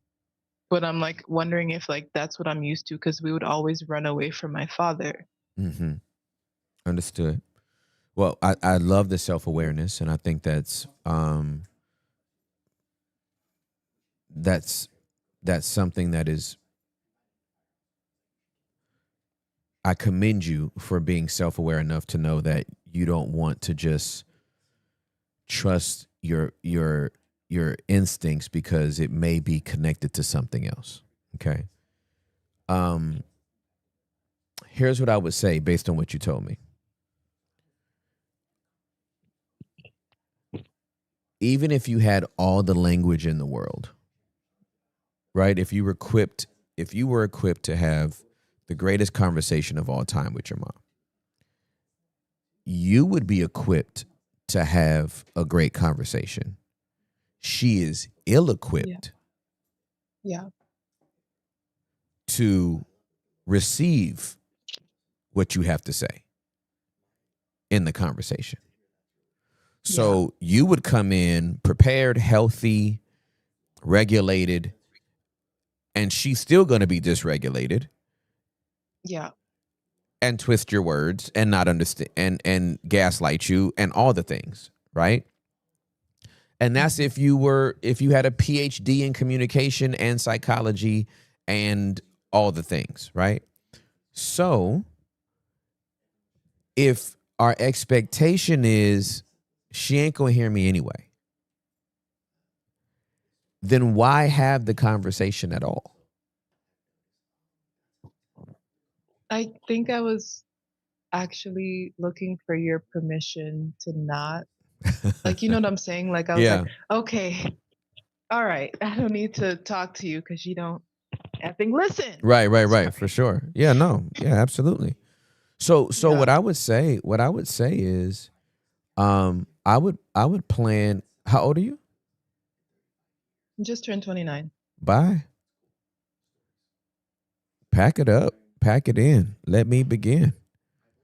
I came to win. Battle me. It's a sin. Like I would leave.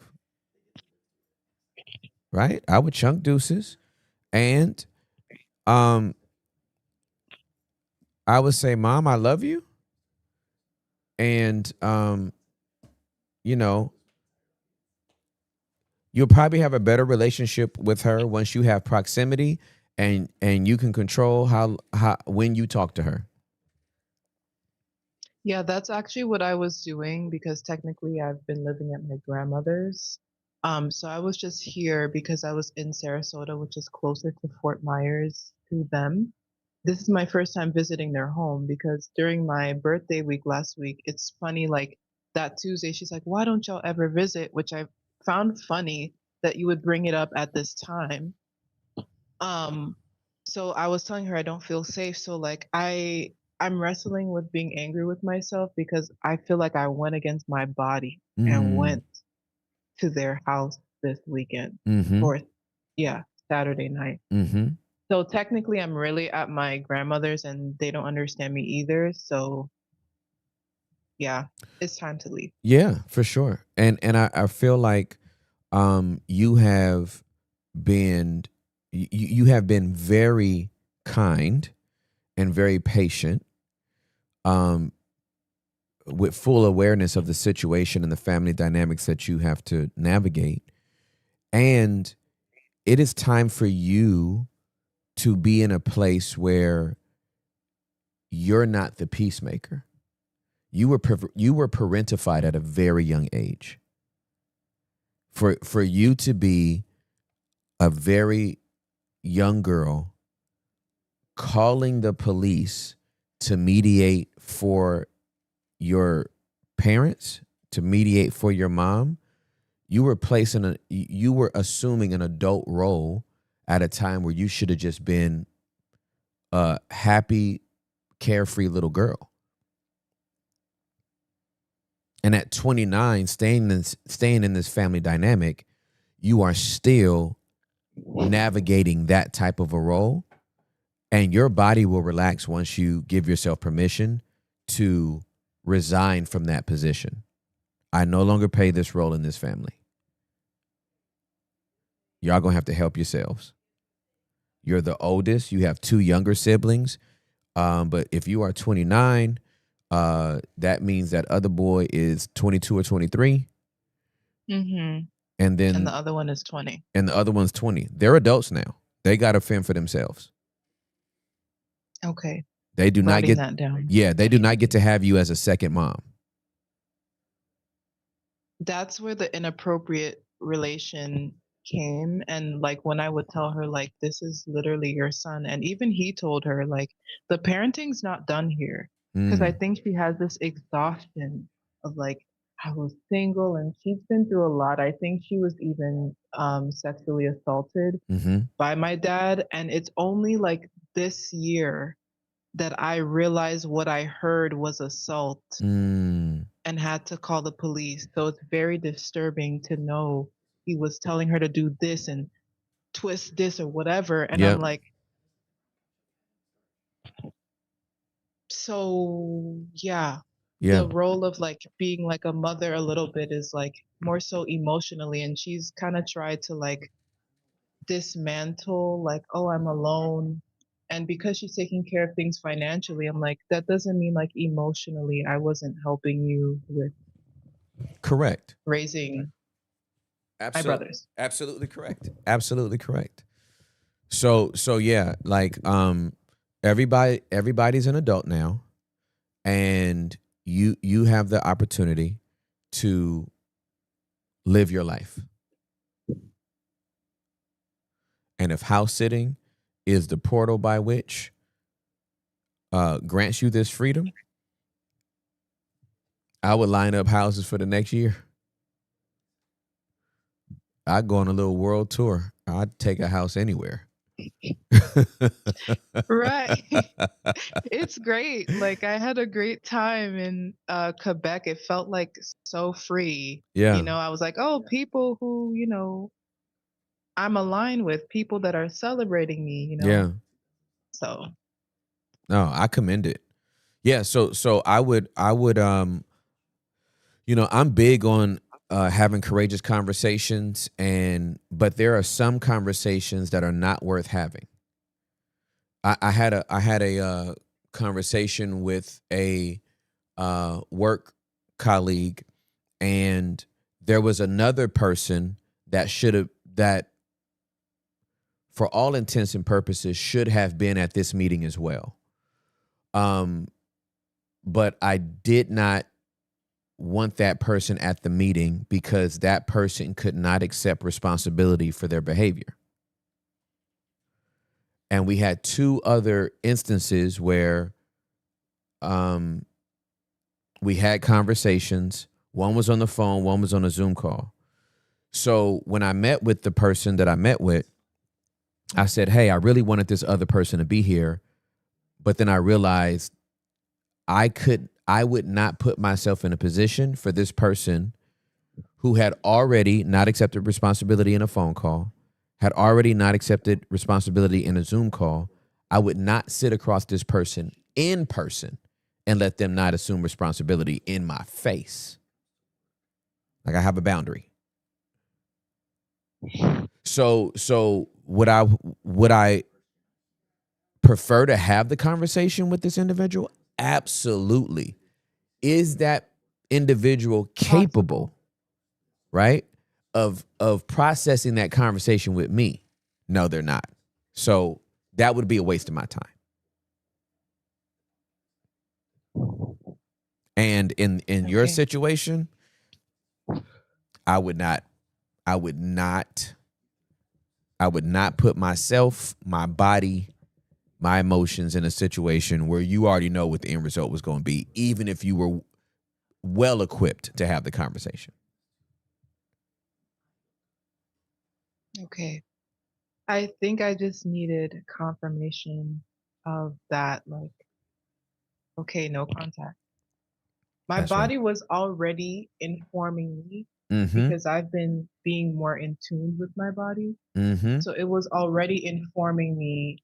And, you know, people get annoyed when you're setting a boundary or why don't you call or whatever. I'm like, well, when I talk, you don't listen. Right. So I guess I would love some clarity around, like, I'm in overdraft, you know, the bank. So I was thinking of like staying and kind of building up something before I leave and Yeah. just like, I guess, some tools to just navigate that because I think I'd be on the couch or like in my grandmother's room. Mm-hmm. And I think like the reason I left in July to Quebec was like I couldn't take it and my aunt was coming anyway. So I was like, you'll take care of her. Mm-hmm. My aunt was pissed that I didn't let her know, but I'm like, what's the issue? You were coming down anyway. So like, why do you need to know my exact plans? So I felt like I was burnt out and maybe need some tools just to like, because I substitute teach Okay. on the side. So I think like if I just work like 3 weeks, that could get me enough to like, you know, Yeah. yeah. Yeah, absolutely.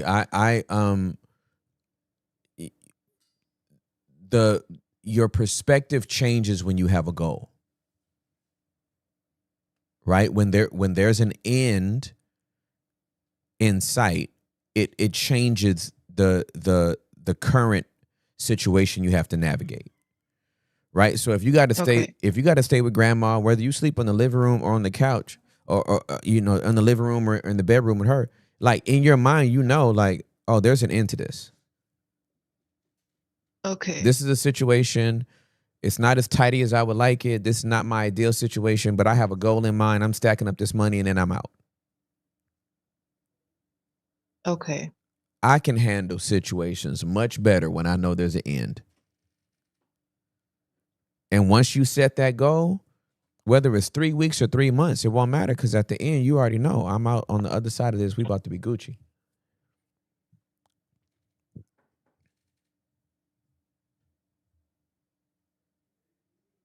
I agree. I also was thinking about the expenses that come with living with them. But I guess that doesn't really change anything. It would just be like, okay, if I need a little more time, then fine, Yeah. you know? Yeah. As again, when you set a goal, it can help to navigate the discomfort that you have to deal with. I'll go back to Hebrews chapter number 12. Scripture says, for the joy that was set before him. Speaking of Christ, for the joy that was set before him, he endured the cross and he despised the shame. The cross was not comfortable. That was not joyous. That was not enjoyable, right? And the reason why he could endure the cross and despise its shame, because he knew he had a seat next to his Father on the other side of it. So set that joy before you, and you'll be able to handle whatever comes between now and then. And stand on that scripture too. Like, make sure you write that one down. I'll give you the exact address of it. It is Hebrews 12, verse number 2. Focusing on Yeshua, the initiator and perfecter of faith. For the joy set before him, he endured the cross, disregarding its shame, and he has taken his seat at the right hand of the throne of God. Hebrews 12:2. Okay. That was powerful. Yay. How you feel? I feel better. Good. I feel like I have an answer and a goal, like you said, Good. Yeah. And I guess permission, like this is right. No contact is right. It is. Oh, absolutely. Absolutely.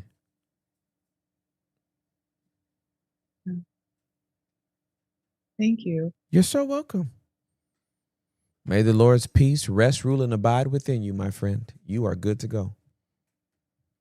Thank you. You're welcome. Have a great day, okay? Thank you, Hector, everybody, Derek, the whole team, Hooli, the drawing of Hooli. So funny. All right. We love you. Have a great day. Okay, you too. Bye. Bye.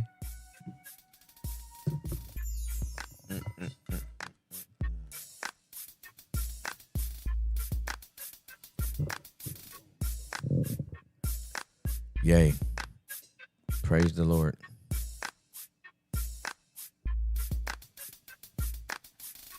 Shout out Placeholder Hootie. Placeholder Hoolie is hilarious. She looks amazing. Her skin looks great. It does. We're officially sold out for Casa del Vegano. 70 out of 70, huh? Casa del Vegano, huh? Completion, my brother. That's what I'm Jubilee. talking about.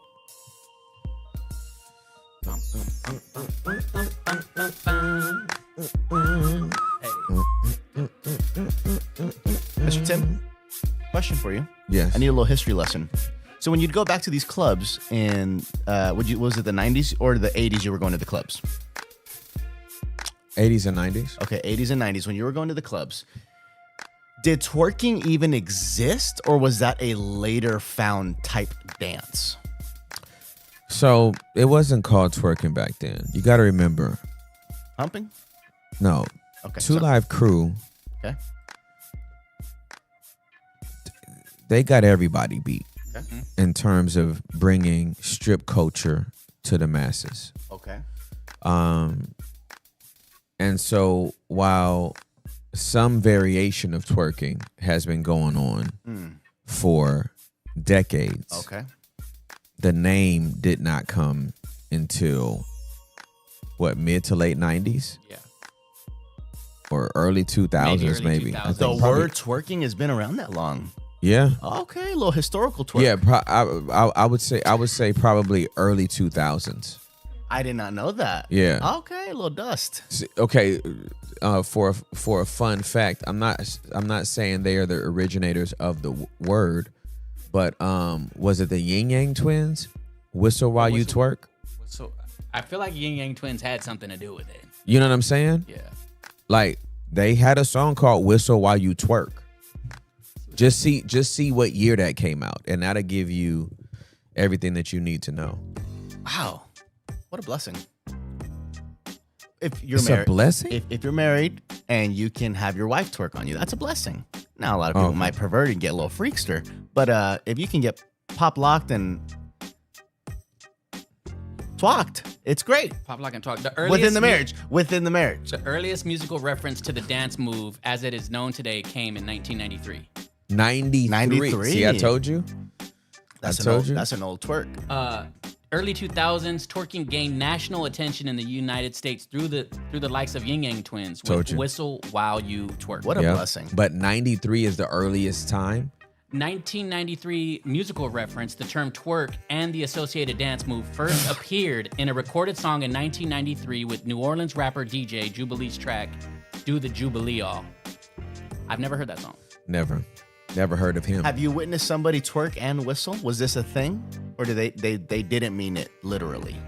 There was a old jingle that was called Whistle While You Work, Is that the Seven Dwarfs? and they just changed it to Whistle While You Twerk. Oh, okay. Yeah. But no one was whistling at the club when they were twerking. That's two movements. I don't know. Mouth movement, booty movement. I'm not sure. Sounds tough. I'm not You sure. gotta be gifted to do that. I pray there's another caller. Amen. We got another caller on Clyde. Mamas. Oh, wait, what? Oh, I was like, that's the little bot?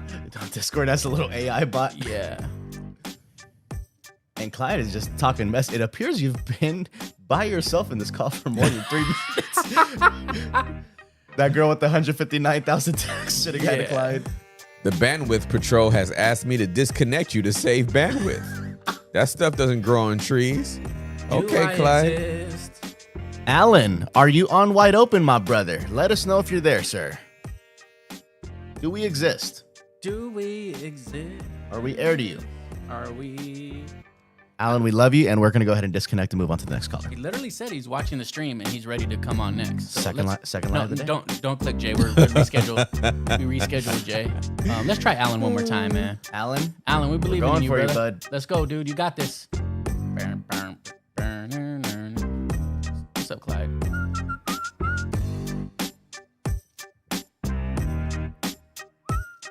Boom, boom. Boom, boom. Boom, boom, boom, boom, boom. hey, Jack. Twerking is not a blessing. I take it back.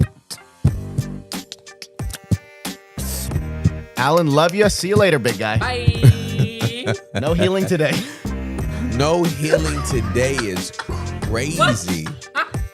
No healing today. Derek, who do I call next? That dude hit There he him. is. There he is. There he is. There we see him. We see him. We see him. We see Hey, him. hey, bro hit him with the no soup for you. All right, let's see. Crazy song. No. Say something, my guy. Alan, welcome to Wide Open. You are on with Tim Ross. Can you hear me? Yes, sir. I can hear you, my Tim, friend. How you doing? I'm doing well. How about yourself? I'm good. My name is Alan Jr. I live in Penticton, BC, Canada.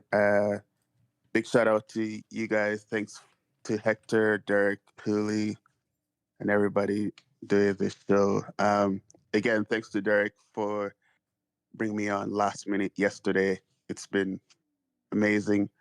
So I'm gonna I'll be quick. I mean, I'll take my time too. But Uncle Tim, it's I've been following you for a long time. I'm musically inclined, as well as I also grew up in Uganda, in Africa, where you watch all you get for pastors is American pastors. Yes, sir. But for you, it was more like, I think the last maybe, like I've probably followed you since probably not embassy time, but more like when you go into Love Story, like John, Love Story Church and everywhere else and everything. Yes, sir. And recently on Sunday, after my church online, I watched part 1, Upset the Vows, even though I'm not married or anything. But yeah, good content. But recently, 2 months ago, I lost my job. It was just abrupt. So anyway, in Canada, we have what we call EI and stuff. So anyway, I'm on employment insurance, and it's been helping to offset bills and stuff until I get back on my feet. But Okay. in this season, I've been diving into more into the Word and listening to sermons during the day and stuff. And I know getting a job here I don't know about the US, but Canada, it's just been a struggle. And I mean, not only me, but everybody else. But um, so I've been using my time wisely as I've been doing and listening to sermons, worship, everything, and all day. And I know it's the same thing every day because that's all I do and all that. But um, I guess my question is, it's been 2 months. I'm home, still at home, investing. I've been listening to these live things for the last wide open for the last 2 months now or so, and just being encouraged and stuff. And before I go further, Derek, I want to say sorry. I didn't want to pressure you, but I just didn't want to miss this opportunity before I get back to work and stuff. But yeah, I'm still I guess I'm struggling with um, one decision making in the sense that to somebody who's I'm 37, so to somebody who's younger or older than me, they'll be like, "Hey, Alan, just go for it," and blah blah. But for me, I've always been, and it's been like this. I've been like this since I was young. Mm-hmm. I don't want to be screwed over. Like, for example, I lost my car was written off last year, and even when I still had the job, I was having a company truck, and I didn't know what I wanted to buy, and people were saying, "Hey, I need dealing with insurance and stuff," and of course now I lost my job, and so I couldn't get around, and then so I've been renting a vehicle and stuff, and then a friend of mine in Vancouver, BC, was saying hey, we have somebody who can help you, but then I also don't want to get into a vehicle if I don't have a job to pay. But so I think my thing is making the right decision and not being screwed over, and also not beating myself to the ground and a car payment is up, but then I have to pay insurance and all this and blah blah. And also like in a sense to like just trusting God and making sure that this is the right move. The other part too that sometimes I have, sometimes I don't, is lately I've been trying to have the Holy Spirit, but it's been really hard. Like I'll be reading a Bible and stuff, and you know how some people say that, yeah, we can't, the Holy Spirit will guide you in what your scriptures to read and stuff. And I mean, I've been reading the Bible as I've been, and I've read Proverbs. Like I follow like how most pastors would say, read a proverb a day. So I've followed the Proverbs. Like so today's the second, and I'll read Proverbs 2.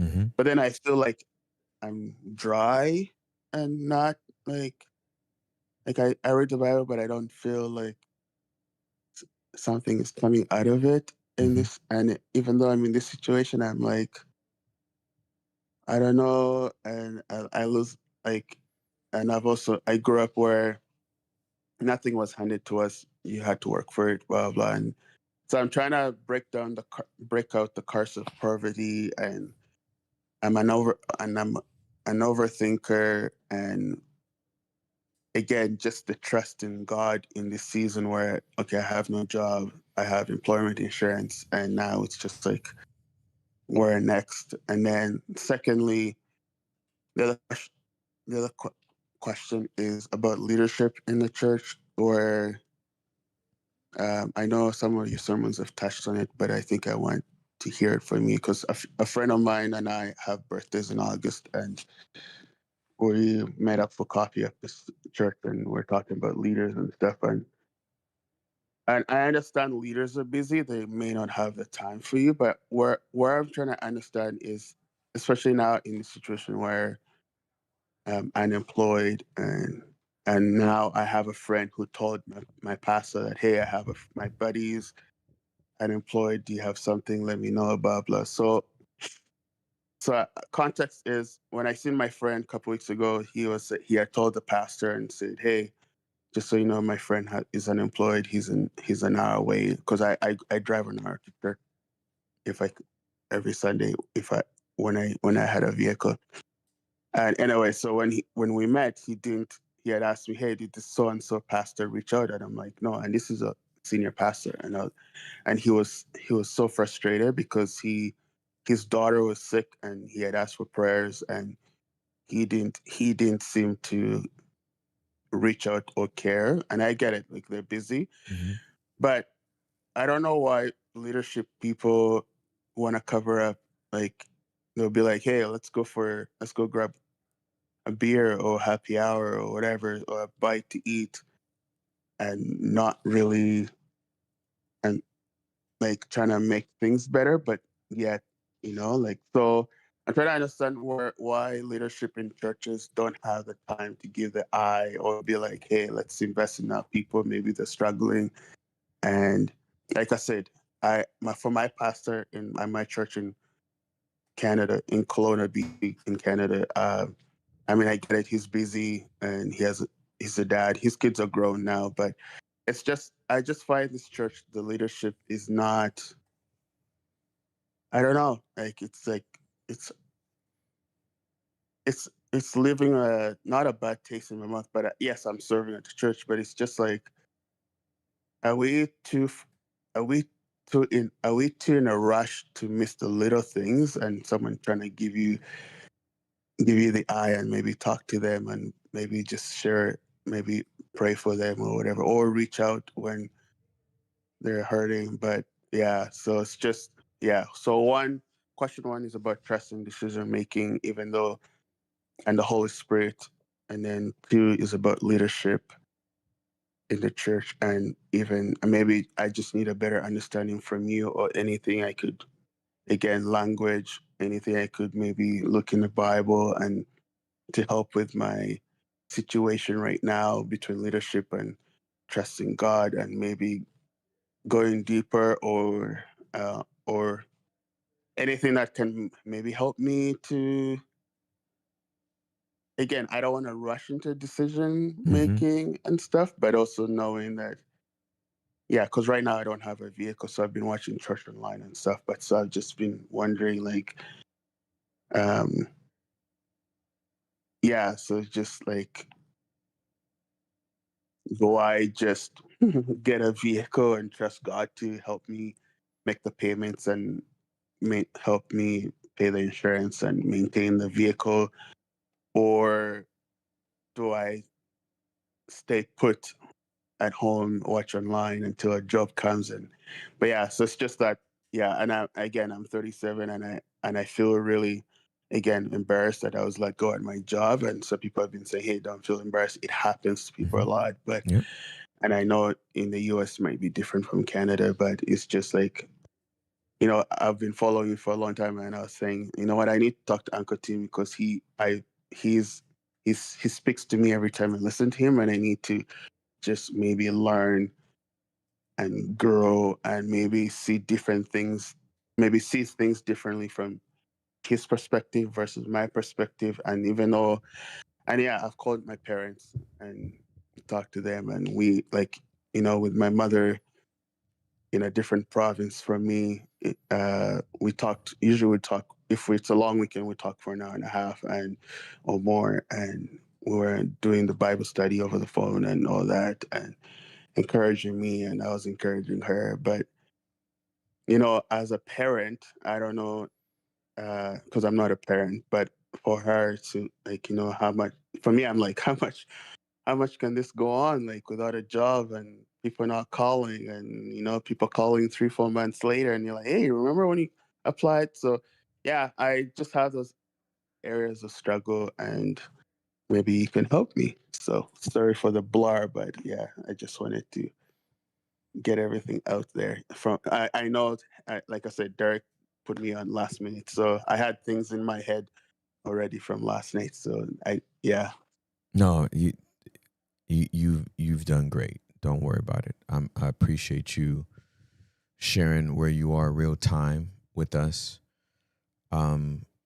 so that we can pray for you. I do want you to know that this joblessness situation is not just in Canada; it's in America as well. I have very dear friends who,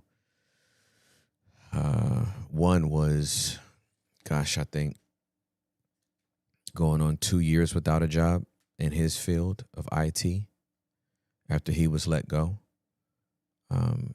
Had another guy who got let go of a church, was out for 18 months before he had anything steady coming back in.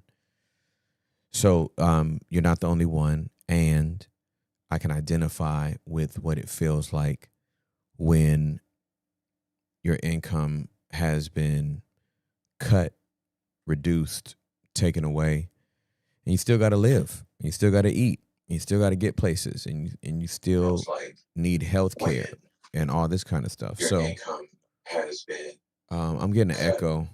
Reduced, taken away. And you still gotta live. You still gotta eat.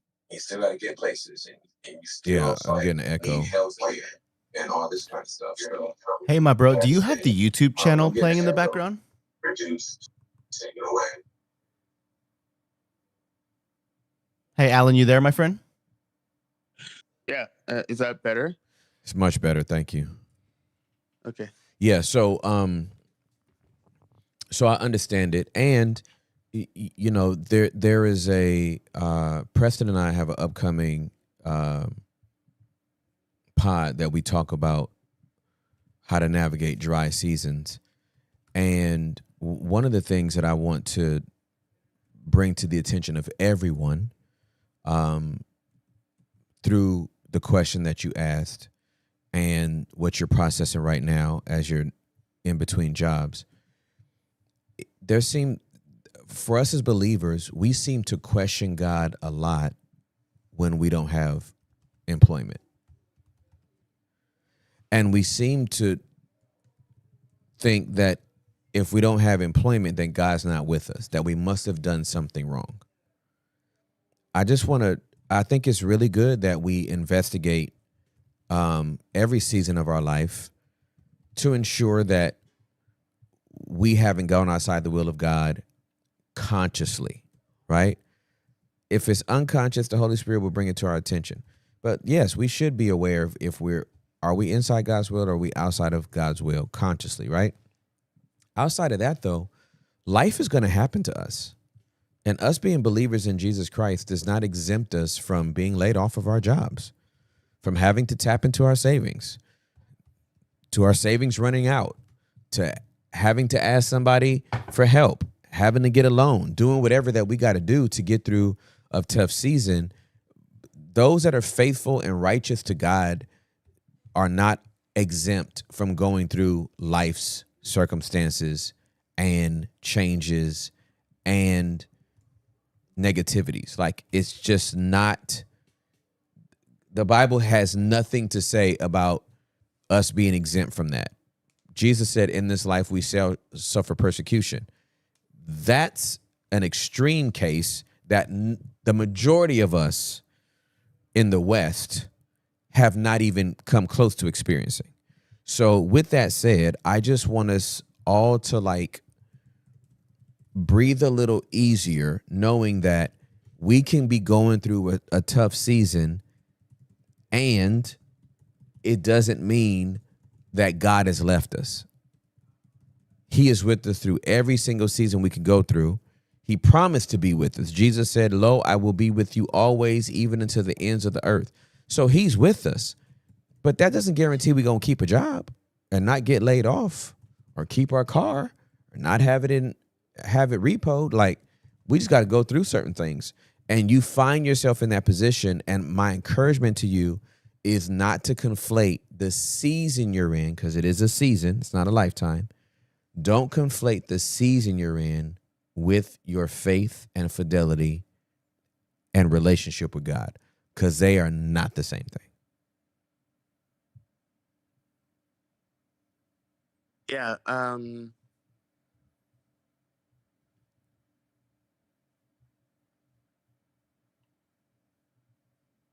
I understand. Like, I've been a follower since I was giving my life to Jesus since I was 15, and I understand what you're saying.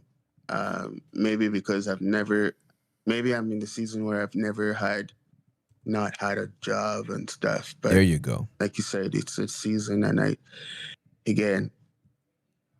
I guess I feel well, not I guess, but I feel dry, and again, I've listened to sermons where it's like, never, like, don't blame God or question God or whatever. But I think I'm just trying to find some hope Of course. and some hope and again, um, I don't I want to be out there and more again back to being independent and stuff. And like I was like, for example, I had a job, like I applied for a job at a corporate company, same industry I've been in for 12 years. And anyway, long story short, had the interview in person, and then that went well. Then the person I had the interview with, his boss called me via Zoom in a different week. So then and then after that, before that interview was done on Zoom, he said, "Okay, we're going to offer you an offer letter." I was like, "Great." And now, of course, everything, when somebody offers something, I always say thank you. So I say thank you. And so I was like, "Okay, I'll wait for the HR lady for the company to email me." So I was like, "Okay, fine." So 2 weeks went by, no communication whatsoever. So I reached, and then third week, I reached out to the operations manager. I'm like, "Hey, there was no communication. I'm just checking what's going on." Another week went by, nothing. He reaches out to me and said, "Hey, did you get your offer letter?" I was like, "Nope, nothing." So then I reached out to HR and I'm like, "Hey, I'm trying to reach out and figure out what's going on, blah blah." So no communication. So another week went by, and then I finally said, "You know what? I just need to know what's going on." So that's when the regional managers called. We had an interview, went well. So I guess, Uncle Tim, what I'm trying to say is, I wonder if God, if this corporate company being as big as it is, and I was telling my mom too, like, and we were laughing because my mom knows me. Like whenever I'm on holidays, I'm like, go go go. I want to see people. It's summer because winter driving on these winter roads can be treacherous. So I try and see everybody. So my mom was saying, I wonder if God is telling you, you need to chillax, and it's Him who's giving you everything, and maybe this is a season you need to just slow down. And I know it's, yes, you want to see friends and travel, because I travel between US and Canada, and try and make the summer have memories and stuff. But maybe, and also I was also saying to her, I wonder if God is protecting me from this company, and maybe you can give me some insight. Protect me from this company, because what if it's messy and God is saying, "Hey, just chill," because I know what I'm seeing is not good. And yeah, so to this day, as I talk to you, there hasn't been any communication whatsoever. Nobody, I've emailed, I've messaged, and a friend advised me, "Hey, on the 20th of August, you know what? If they haven't emailed you, just leave it be, because they know where to find you." I find that mid of August to end of August is busy, because it's my brother and myself birthday, because I had my birthday last week. Okay. And just trying to navigate things. And so I've been renting vehicles and trying to do things for me and travel and trying to make summer, because all summer I've been home 7 weeks, 8 weeks. So I thought the last 2 weeks of August I might as well go do something for me, my birthday. But I sometimes wonder if in this season, while I'm at home, if He's protecting me from messiness, protecting me from things that He's seeing that I can't see. So maybe you could help me on that, and then we can talk about the leadership aspect. And Yeah, for sure. Well, first, the first thing I want to encourage you in is that, and yes, we have all been told at some point by our parents or grandparents, we are not to question God, but we can question God. God has no problem with us questioning Him. as long as we have no problems with his answers. I question God all the time about a whole bunch of stuff. And because he's my dad, and kids ask questions. Kids always ask their parents questions. So because he's a dad and he's not a stepdad, nor is he Thor, or Zeus, or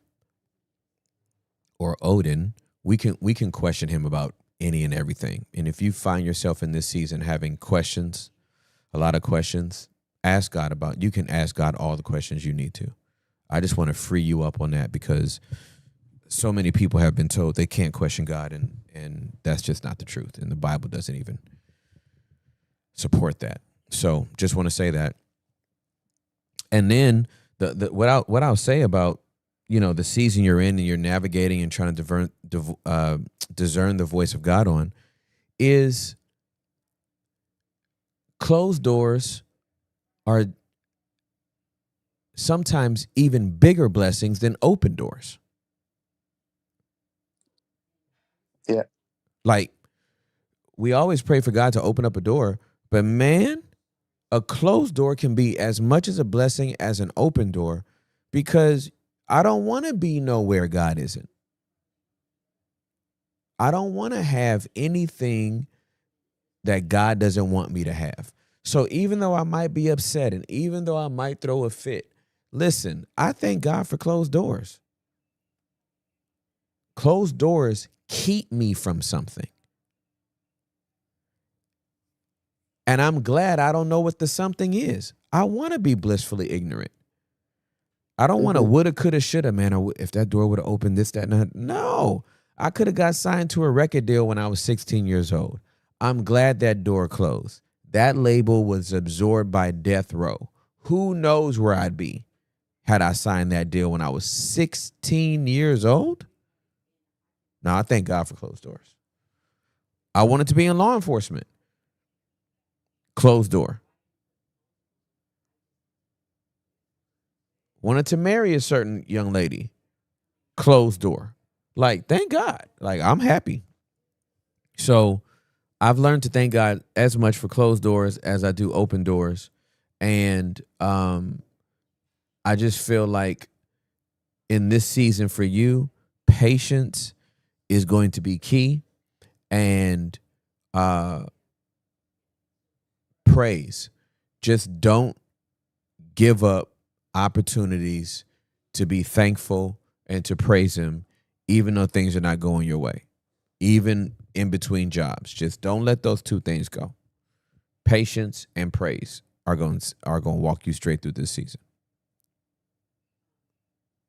Capisce? Okay. Yeah.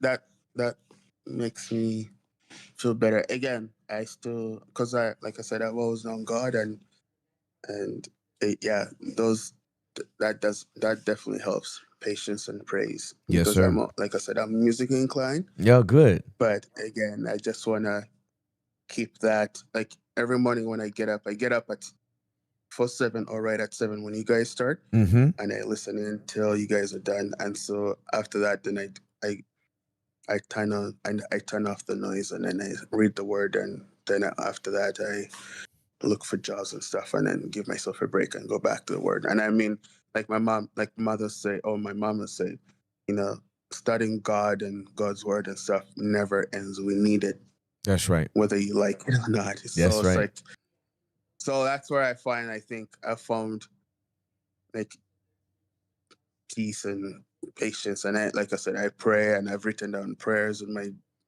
journal. I have a book I write in, and yeah, but sometimes I'll, like, a week will go well, and then you'll reach the weekend, and then like Saturday afternoon, and then it hasn't happened lately, but it's like a while ago. It's like, and then I get this like pause, and my mind is like racing, and I'm like, it's been like weeks and nobody's calling, and but then I have to remember that closed doors, like you said, closed doors are sometimes are just as a blessing as open doors. So I just have to maybe remind myself of that. And if they don't call, maybe there's a reason why.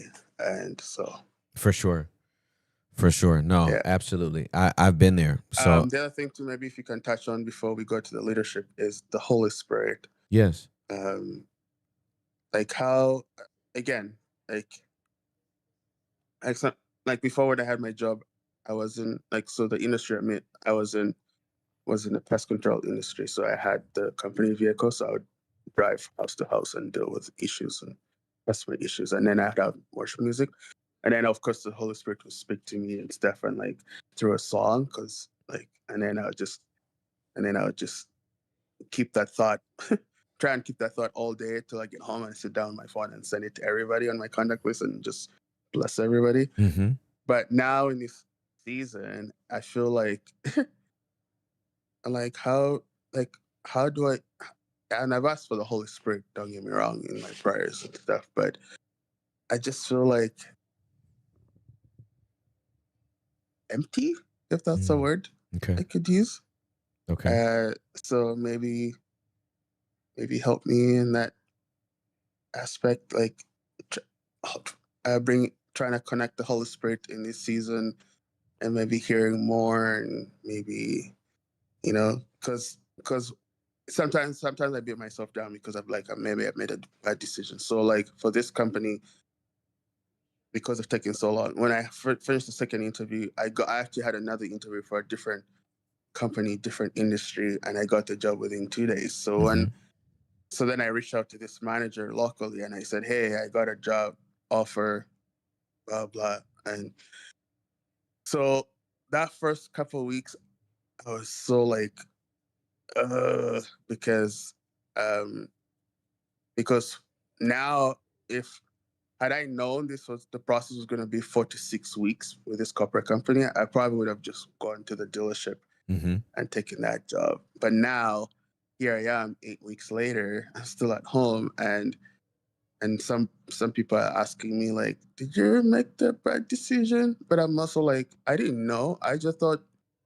minimum 2 weeks I'd get a call. But that's where I'm like trying to maybe align, like trying to integrate the Holy Spirit and decision making, and making sure that, hey, maybe what I did was wrong, or I should have just maybe taken the other job. But again, that's where I think, like you said, I mean, I've taken your advice, but I still have that, yeah. So Yeah, that like like what I'm trying to say is, how do I tell somebody that, hey, I had a job opportunity that was offered to me 2 days after the interview, and you didn't take it, and then now you're still at home. But I'm also like, how do I explain to somebody that, hey, I also didn't know the process of this corporate company, and like it's like I shot myself in the foot, if so. yes. Well, you've Yeah. explained it. And I know I understand I'm going back to this just so to get it clear from you, Of course. and I know we have the leadership question that I love your knowledge about leadership, and maybe at 37, maybe I'll probably understand it more, and maybe say, if you want to tell me, hey, maybe it's time for you to not reach out to them or whatever. So that's how I want to get into after. Yeah, no, not a problem. Sorry. And we'll have time for all of it. No worries. So what I would say is, if somebody were to ask you about your current job situation, you would tell them exactly what you told me. Hey, I set out to get a job at this particular company. I thought the process would be for 4 weeks, 4 to 6 weeks, the latest. I had another job opportunity that was presented to me, but I had already pursued this job, so I didn't take that job opportunity. Now, here I am 8 weeks later, and I've been left on red and ignored by this job, seemingly. And man, I could have taken the other job. What is so difficult in you saying that? Because you just told me exactly the same thing. So why would that be difficult for you to tell anybody else?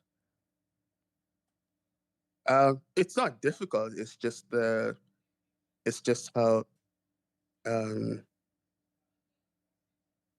I think it's just the judgment and the shaming. The Aha. judgment, I think, aspect Okay. and the shaming. So you feel like you will be judged and I'd shamed. feel like I'd be, judged for not taking the other offer as opposed to the one that I was made promise and to be patient about. Okay. From who? Who will you be judged and shamed by?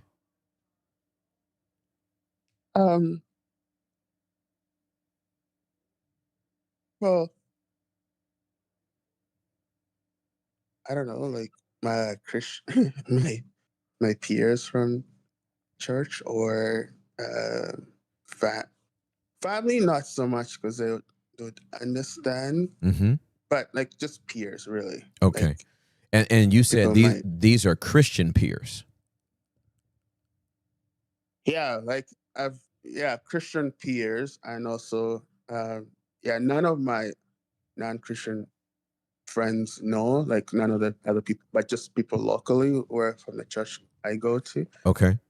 Yeah, so it's just the shaming and judgment, and I'm also, let's just be honest here, I'm also the only African Canadian in this group of 6. Like we do Bible study and stuff together, but Okay. again, it's just, I'm not saying they would judge, but that's how like even or even just people that know me who know that I've lost my job, that who I've told I had this offer but I didn't take it because I was waiting for this.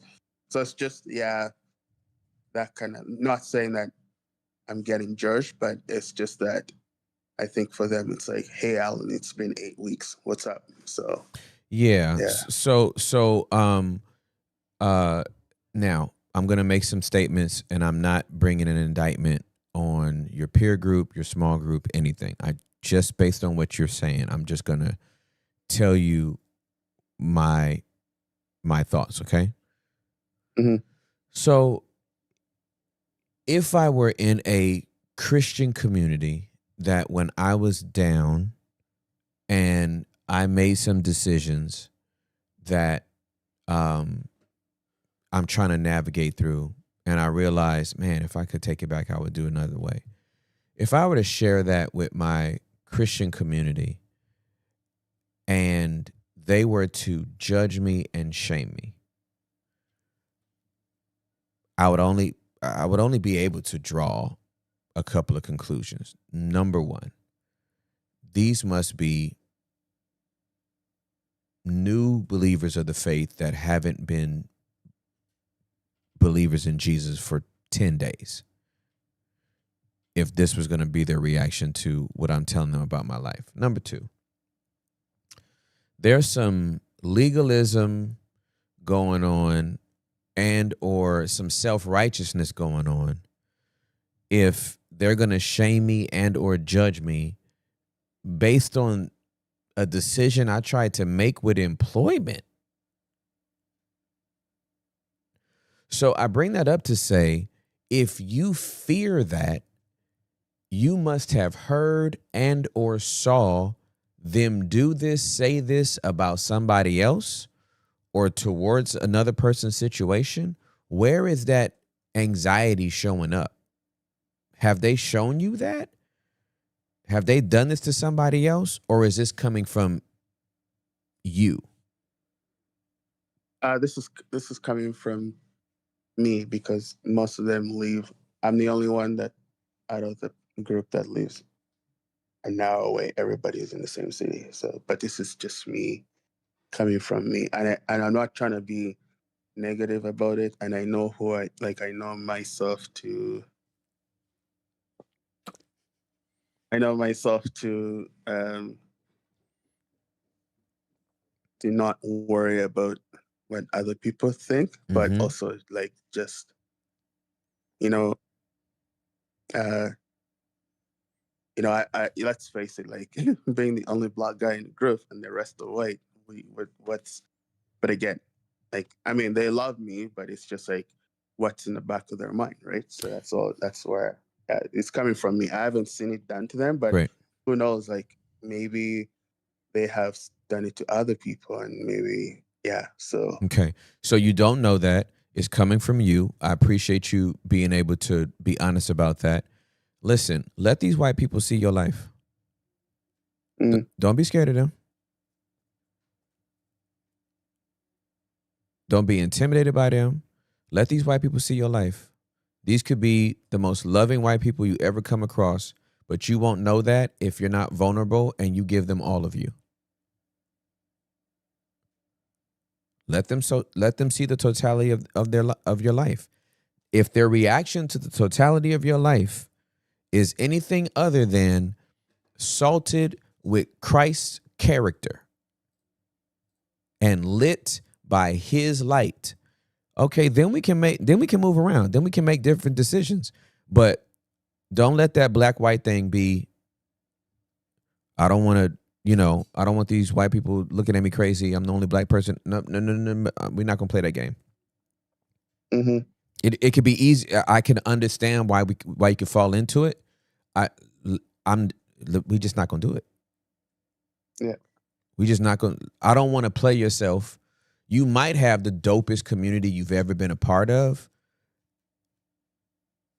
but if that ethnicity plays a part in it, like the reason why y'all know that Preston is my twin brother. Preston Morrison is my twin brother, right? Preston is white, right? Mm-hmm. I'm black. People, oh my God, y'all have so many differences. You're white and black, man. The body of Christ is the greatest fraternity and sorority that has ever been in the entire universe. Forget the planet. In the entire universe, there is no Greek letters ever formed in life that is better than the fraternity that comes from believers in Jesus Christ, followers of Yeshua. And I got some really dope white people in my life. I got some really dope Hispanics in my life. I got some really dope Filipinos in my life. I got some, I'm just not going to hide any part of who I am to be accepted by a group. Now, I used to fragilize white people heavy. I've never not been me, and I can say that I have dialed myself back because there were certain white people I was around in particular. There could be other ethnicities as well, but we talking about white people right now. As black people, as black men, I have dialed myself back because I fragilized white people. I didn't want them to get scared or spooked or whatever. And then I realized if they're going to love me, I have to give them all of me to love. Or else I'm robbing myself and them. Now, if they can't handle it, cool, I'll move around. But that's what I stopped doing. My process group therapy class, I was in that class for 7 years, and 5 of the 7 years, I was dialing myself back. Well, not much. I wasn't dialing myself back much. But there was still, I would probably say, a good 7%, which is great. I was 93% me, right? But I was still withholding about 7% of me because in the first 5 years, I was the only black person in the cohort. And then I was like, I pay the same amount of money that they pay to be in here. Mm-hmm. And I'm not showing up as 100% of myself. That's a disservice to me and them. And when I decided to show up as 100% me, they, not surprisingly, they accepted me. And continue to. Yeah. Mm-hmm. So I want you to give yourself permission to totally express who you are, why you are, how you are right now, even in the midst of this journey. And again, it could be in your own head that they might judge you or see you differently, but you won't know until you tell them. And if this is a community you've been walking with, you want to know sooner than later, is this a community you can continue rocking with? Right. So I would tell them. Yeah, they do know my situation. Okay. It's just like you said, thoughts, and I've been also listening in sermons on renewing your mind and thoughts and processing and stuff. So Yep. living, And I just want to affirm and validate your concern is valid. I am not dismissing your concern. What's going on in the back of their head? I wonder how they're perceiving me as a black man in a predominantly white nation, society, job, church. Those thoughts echo in the back of our minds, and we have to address those thoughts and bring them to the forefront and put them on Front Street. We do not allow those thoughts to shape how we're going to interact with these people. Mm-hmm. So I hope that's helpful. Yeah, that's helpful. Okay. Oh, I have one more thing to ask, but we'll see how much time we have. But we can jump into leadership when you're ready. Yeah, leadership. I'm ready. I'm ready for this. So you talked about on the leadership front, you talked about the you and your friend having tried to connect. So we met for coffee on her birthday weekend, and we were talking about churches and the leadership at the church I go to, the church she no longer attends, Mm-hmm. but she used to go to. And I think we what I've seen or what we've seen is at least I'm seeing. I mean, she's a little bit older than me, but we just clicked as friends, and we just hang out when it's feasible in our schedules. But what I have seen as a 37-year-old is, I think, like I was saying earlier, like pastors have different commitments and different agendas and stuff. But from a church perspective, just like, even just, I think my issue is making the time and effort to Mm-hmm. like in chat or whatever, like especially if you don't see each other until Sundays or whatever, or if you say you're gonna meet someone, or I'm gonna text you, maybe don't wait a month kind of thing. But I think what we've seen is, at least my pastor or other leaders, they're just too rushed, and it's not, and that's what we've seen, and they're not slowing down and noticing the little things, and maybe slowing down that, hey, maybe, I need prayer, or I need, or such a thing happen. Can we meet for coffee? Or even just a church building, or can we have a chat and blah blah. And like, I think it's just more like a simple thing like, hey, it's like me reaching out, hey, Uncle Tim, please pray for Alan in Canada, he lost his job.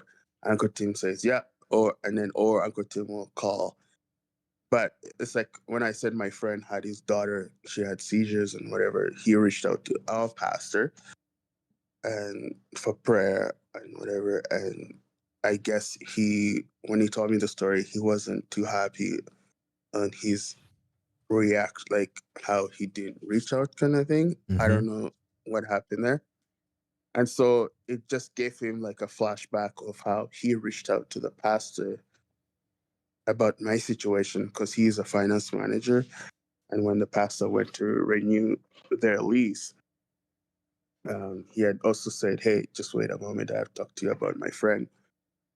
And said, yeah, I'll reach out to him. But I mean, when I said my friend, he had asked me if the pastor had reached out. I'm like, no, he hasn't reached out, and so it just made him upset, kind of thing. Mm-hmm. So, and then when I went to church that Sunday, because I had to serve, I said hi to the pastor and blah blah, and I didn't feel like bringing it up, but then I kind of vaguely brought it up, and then he said, yeah, I found out why he didn't reach out, because his brother-in-law passed away 2 days after that he had heard about my situation. But then so I think I'm just trying to understand, like, where do we draw where do we as the congregation and leaders, where do we draw the line, or where like how have you done it in your as you when you were a senior pastor at Embassy, or even now in your life, as maybe I could take some of those things and maybe learn and apply while I'm in Canada at my church, because I just don't want to feel like I'm asking, none of it is being reciprocated. Because that's Understood. and my friend, as we speak, she actually left the church, and the people that she was close to, she's now decided she's like not even because people would say, yeah, let's do coffee, Bob, but then 3 weeks go by, a month goes by, months later, nothing. No, like, so that's where I was like, you know what, like, I understand the church is not perfect and all that, but we just need to like uh, I need to like, I mean, first of all, the church I go to is big for Kelowna, and so and I've put myself out there and connected with people and just invested because part one of my two love languages is quality time. So um, so I like to invest and make friendships and that, and I see something in them that maybe we can learn from each other and just invest and grow as friends. But I think I don't know.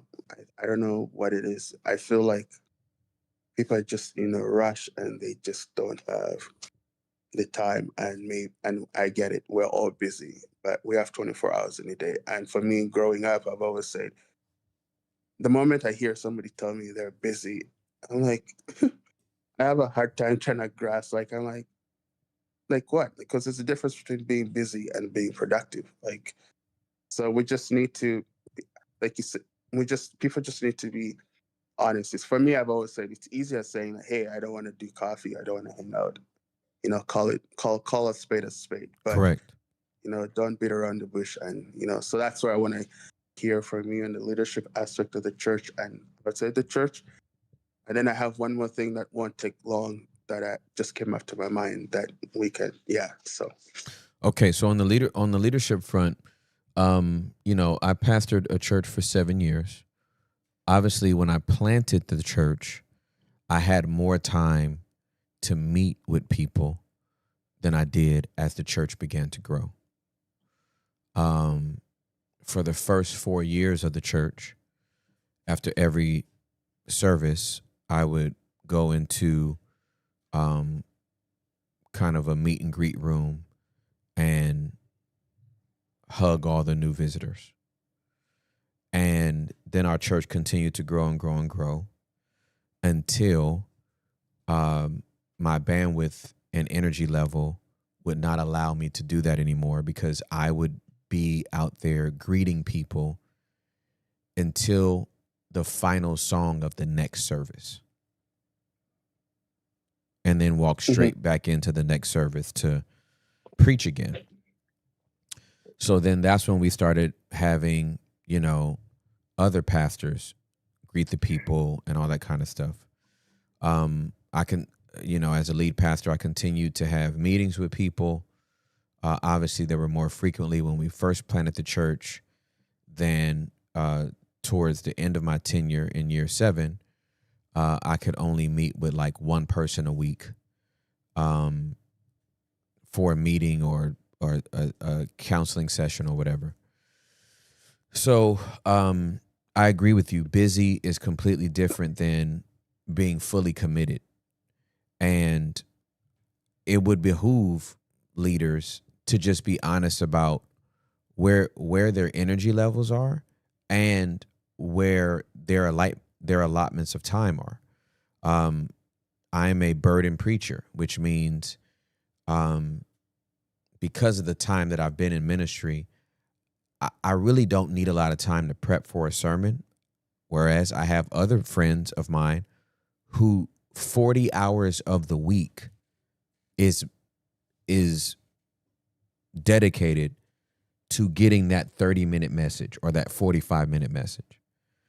And so they would not have the same time flexibility as I have, because I don't need that much prep time. Now, with all that being said, I'm in a season right now where I have less time than I have ever had in my entire life to connect with people outside of what I do on Wide Open in the basement. Mm-hmm. It's heartbreaking to me. And these are my friends. This is not like some, person that just DM'd us or emailed us through our website. These are my dear friends, and I have left some of them on red for 6 weeks. Now, I've communicated to all of them that I'm in a different season of my life right now. I had to make some abrupt transitions, and because of my daily show and doing Wide Open and still overseeing churches, and before all of that, being married and having 2 kids, I have to put you on my calendar. And because in my world, you calendar what you care about. If you don't care about it, you ain't gonna calendar it. But if you calendar it, then that means you care about it. And nobody's that busy. I don't care who you are. Nobody is so busy that they can't put a date on the calendar. If they don't want to put a date on the calendar, they should just look a person in the eye and say, I don't want to meet with you. It might sting, but at least I know. I like people to tell me the truth. I don't like people to BS me. So yeah, I think that's where I think we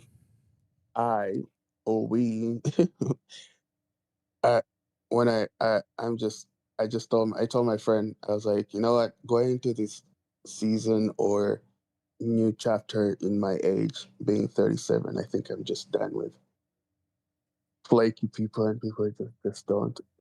Yep. Yep. Yeah, because I mean, if it's in the church, it's. I mean, I guess again, we're not perfect people, but if we're called to be disciples and all these pastors are saying, hey, be involved in community and be involved, serve at the church. But if you're not even, someone's not batting an eye, then what? Yeah. So Yeah. No, I'm with you. I just want authentic relationships, and even within our church communities, I don't expect a lead pastor to have a lot of bandwidth. And if they say, I would like to get together for coffee, and they don't follow through, then I'm going to assume you just say stuff that you actually don't mean. exactly. Right? You say stuff in the moment. I also don't want to be the one calling or messaging and be like, hey, coffee, question mark. Right. Because I'm always doing the legwork, and even though they've said it like weeks before, it's like, hey, just checking, because I kind of know the seasons at my church where they're gonna get busy. So if I get these people to meet up before it, but then even when it's not busy, they're still you still have to reach out, and it's almost getting annoying. So I'm like, you know what, maybe it's not. Maybe I'll just let them be, and yeah. So yeah, no, I understand that. I have gone through this before with leaders, and now here's the other thing I will say, and this might be your cheat code because it was mine. There's 2 ways to respond to a leader that, hey, we were supposed to meet. I tried to call you. You didn't call back, blah, blah, blah, blah. With the leaders that I served under, I don't know if you've ever heard the saying that a squeaky wheel gets grease. Okay. I bug the hell out of my leaders. So when I really wanted to meet with somebody, I did not really take no for an answer. I just kept asking them until they finally gave me the meeting I wanted. And once we got in the meeting, then they were all happy and giddy to give me all the information they wanted to give me. And, you know, I only wanted to meet for 30 minutes and we wind up meeting for close to 3 hours and all kind of stuff. So with some of these guys, it's okay. Thank you, Holy Spirit. I didn't think about this, but yeah, because that's me. Some of these guys are really bad admins. So when you talk directly to one of these pastors and they're like, yeah, man, I would love to meet. Some of them honestly mean it, but they're not administrative. And so they're not automatically putting it on their calendar and following up with their secretary.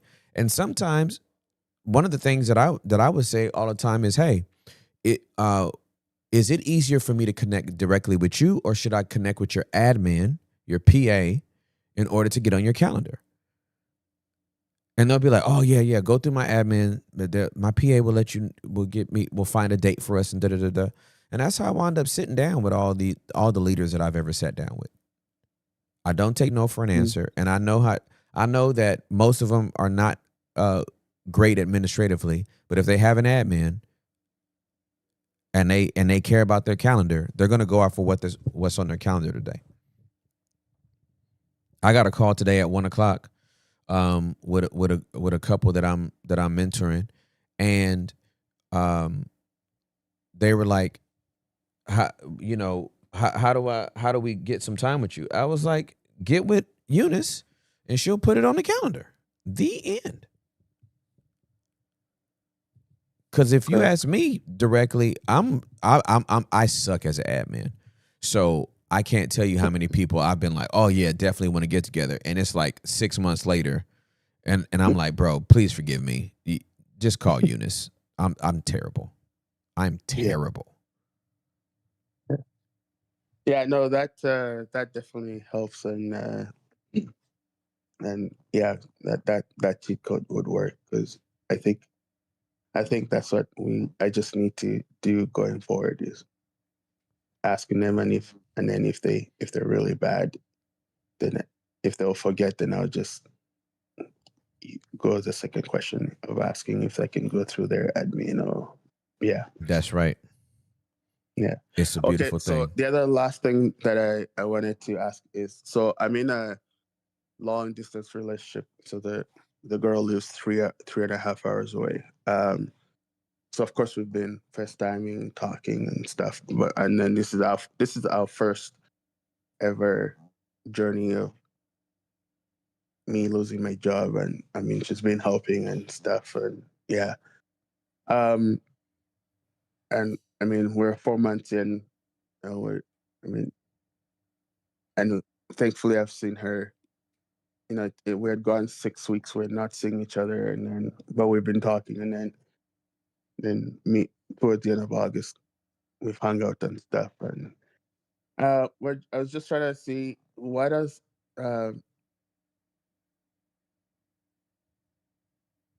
some ways to.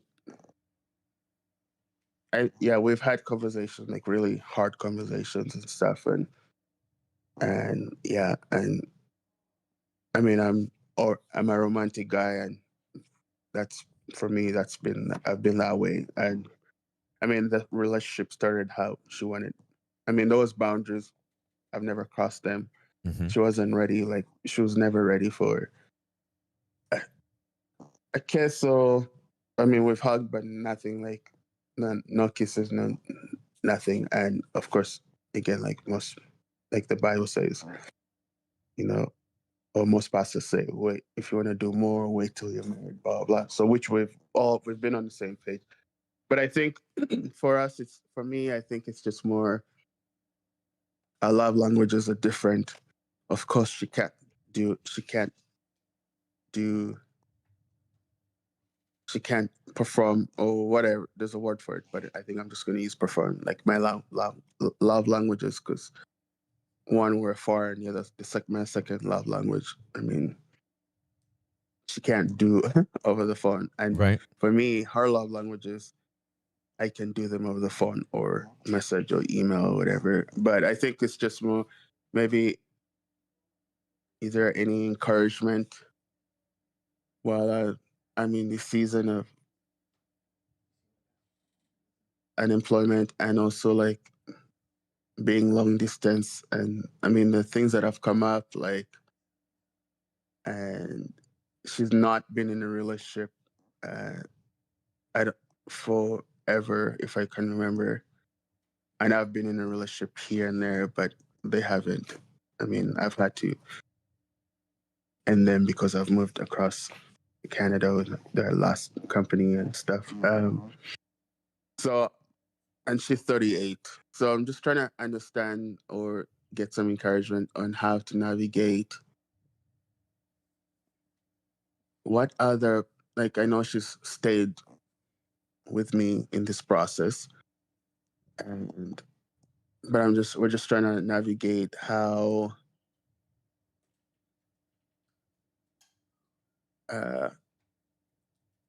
because the other thing that she brought up is I wonder if you're not getting a job because you're far away, and and we're dating and blah blah, maybe you need to be closer. And so and I said maybe, but would that would that be something true, or would, like, how maybe encouragement in this long distance relationship, because again, we're trying to make it work. And again, our first journey together with me being unemployed, and now we're going weeks without seeing each other, which is, I mean, we both have busy lives, like between church, and she's between school and coaching basketball, volleyball, and I have courses at church and serving and all that. But maybe just some encouragement to stay strong and to help us again lean on God, and as well as lean on each other. But just the fact that we don't want to rush us being in the same city if and all of a sudden now somebody left a community when they spent all that money to move and blah blah blah. So yeah, I just need some encouragement on long distance relationships, and maybe any any cheat codes as I'm laughing, or if there's if what I'm doing is okay, like calling Yeah. or Okay. FaceTiming whenever we can. Yeah, so that's the last Okay. So let bit me. of my How long have y'all been dating? 4 months. 4 months. Okay. And it sounds like. But 4 months. So the backstory is we chatted, we met online dating. We chatted 2 years ago, but then she was and that's so 2 years ago we chatted maybe for a couple of months, then she broke it off because she was seeing somebody in the same area she lives in while talking to me, so she decided to let me go. Fair enough. Then I wished her well, blah blah. And anyway, and then this year we reconnected on the same dating site because I'd taken a break for that long. And so I just decided to enjoy life and travel and stuff and work. And so this year I thought, let's like, I mean, people have told me you could find somebody at your church, but of course my church is too big, and again, you could. So, and I've tried meeting people, but a few of them weren't ready in the season and all that. Fair enough. So I went online. So I met this girl I'm talking to right now, dating. So it doesn't feel like we're fresh out of the top. I mean, we talked 2 years before, and so we just kind of picked up and started talking more. But yeah, it's just there are things that she's asking that she's never gone through, and I've gone through it. So when I give her my 2 cents, she's like, "Oh, I didn't think of that." I'm like, "Okay, fair enough. You haven't dated." And for me, I have dated, not many relationships, but I've been in one for 2 years and then one for 6 months. Mm-hmm. Now, one for 6 months, she cheated. I grilled her to the core, and anyway, so that yeah, and then the one for 2 years, we dated we dated 2 years, 1 year apart, so long distance, even though we're a 1 hour drive apart. And then the next year, Uncle Team, I'm sorry, I'm going to be vulnerable and honest, but the next year, she wasn't Christian, but the next year we moved in together.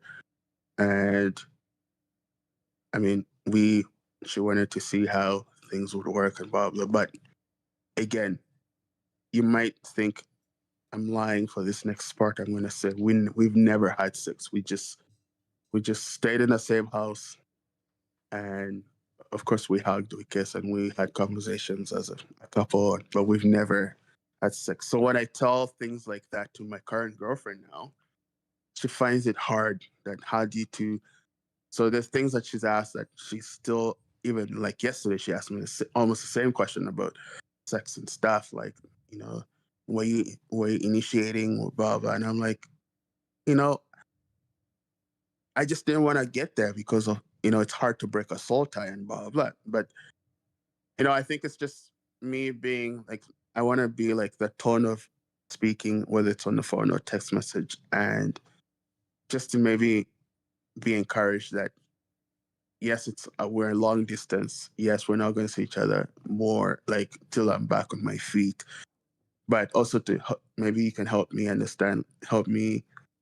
with some, encouragement to like maybe stay strong and be like, we're both up for Jesus, and maybe if it's in God's will and God's plan for us to be in the same city, maybe next year, because we're older, we're almost approaching 40, so Right. we want to be serious, and like if we want to get married, we were talking about marriage, getting married next year, but I mean, me not having a job, as I'm thinking like, okay, but I'm also not saying that God doesn't perform miracles. Like he could just be like, hey, you've got, X amount of dollars, go propose, and God would take you different places.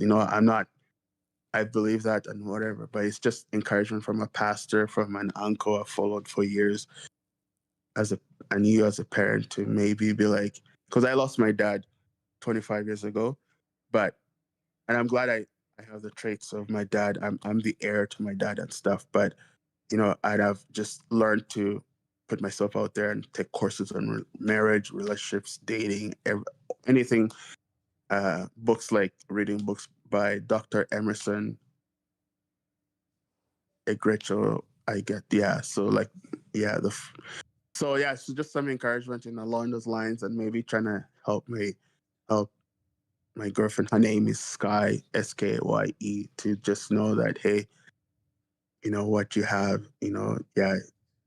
there's something in there, right? So yeah. Yeah, for sure. So I'll say this as we wrap up the show. I so appreciate you calling and asking all the questions for your clarity. This is literally the principle I live by in Proverbs 4:7. Wisdom is the principal thing, therefore get wisdom, and with all that getting, get an understanding. When it comes to this long distance relationship that you're in, these seasons confirm or deny the relationship. Like, I know we all want perfect circumstances.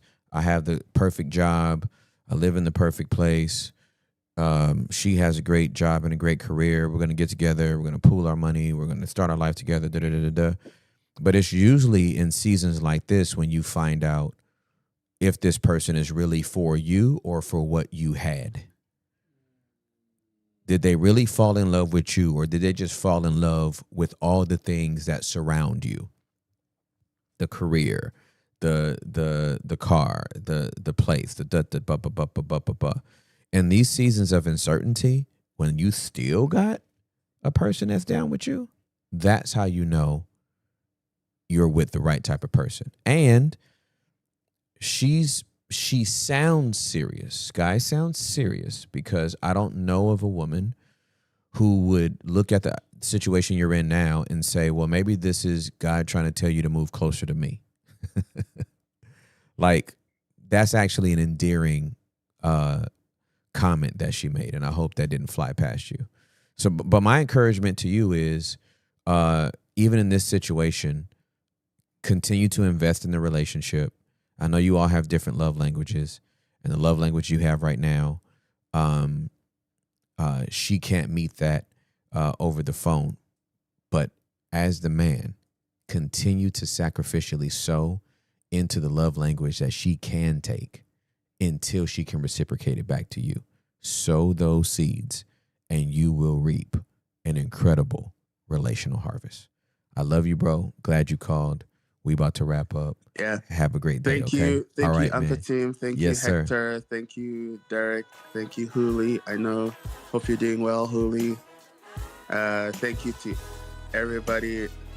Again, if you're not on the Discord, what are you doing? So let me encourage y'all to, if a brother from Canada can call, y'all can reach out to Derek and Hector and they can get you in. Again, Amen. Derek, thank you for getting me in last minute. I appreciate it. We And, love you, man. We love you, bro. We'll see you soon, my man. Love the homie. Hey, Jack. Hey, listen, everybody. I want you to listen very closely because you're all about to hear Hector's middle name like you hear it every single day. Say it, please. I am I am Timothy begging. Charles I am Ross. begging. That is Hector Alejandro Guerrero. Oh! Derek Israel Santiago. Juliana Buendia Karlovich. Jacob Everett Karlovich. So here's the thing, bro. Yeah. I'm going to have nachos. It's gonna go down. And Derek is going to have carne asada, Amen. tacos. Ooh. And the boys are getting that birria ramen. Oh.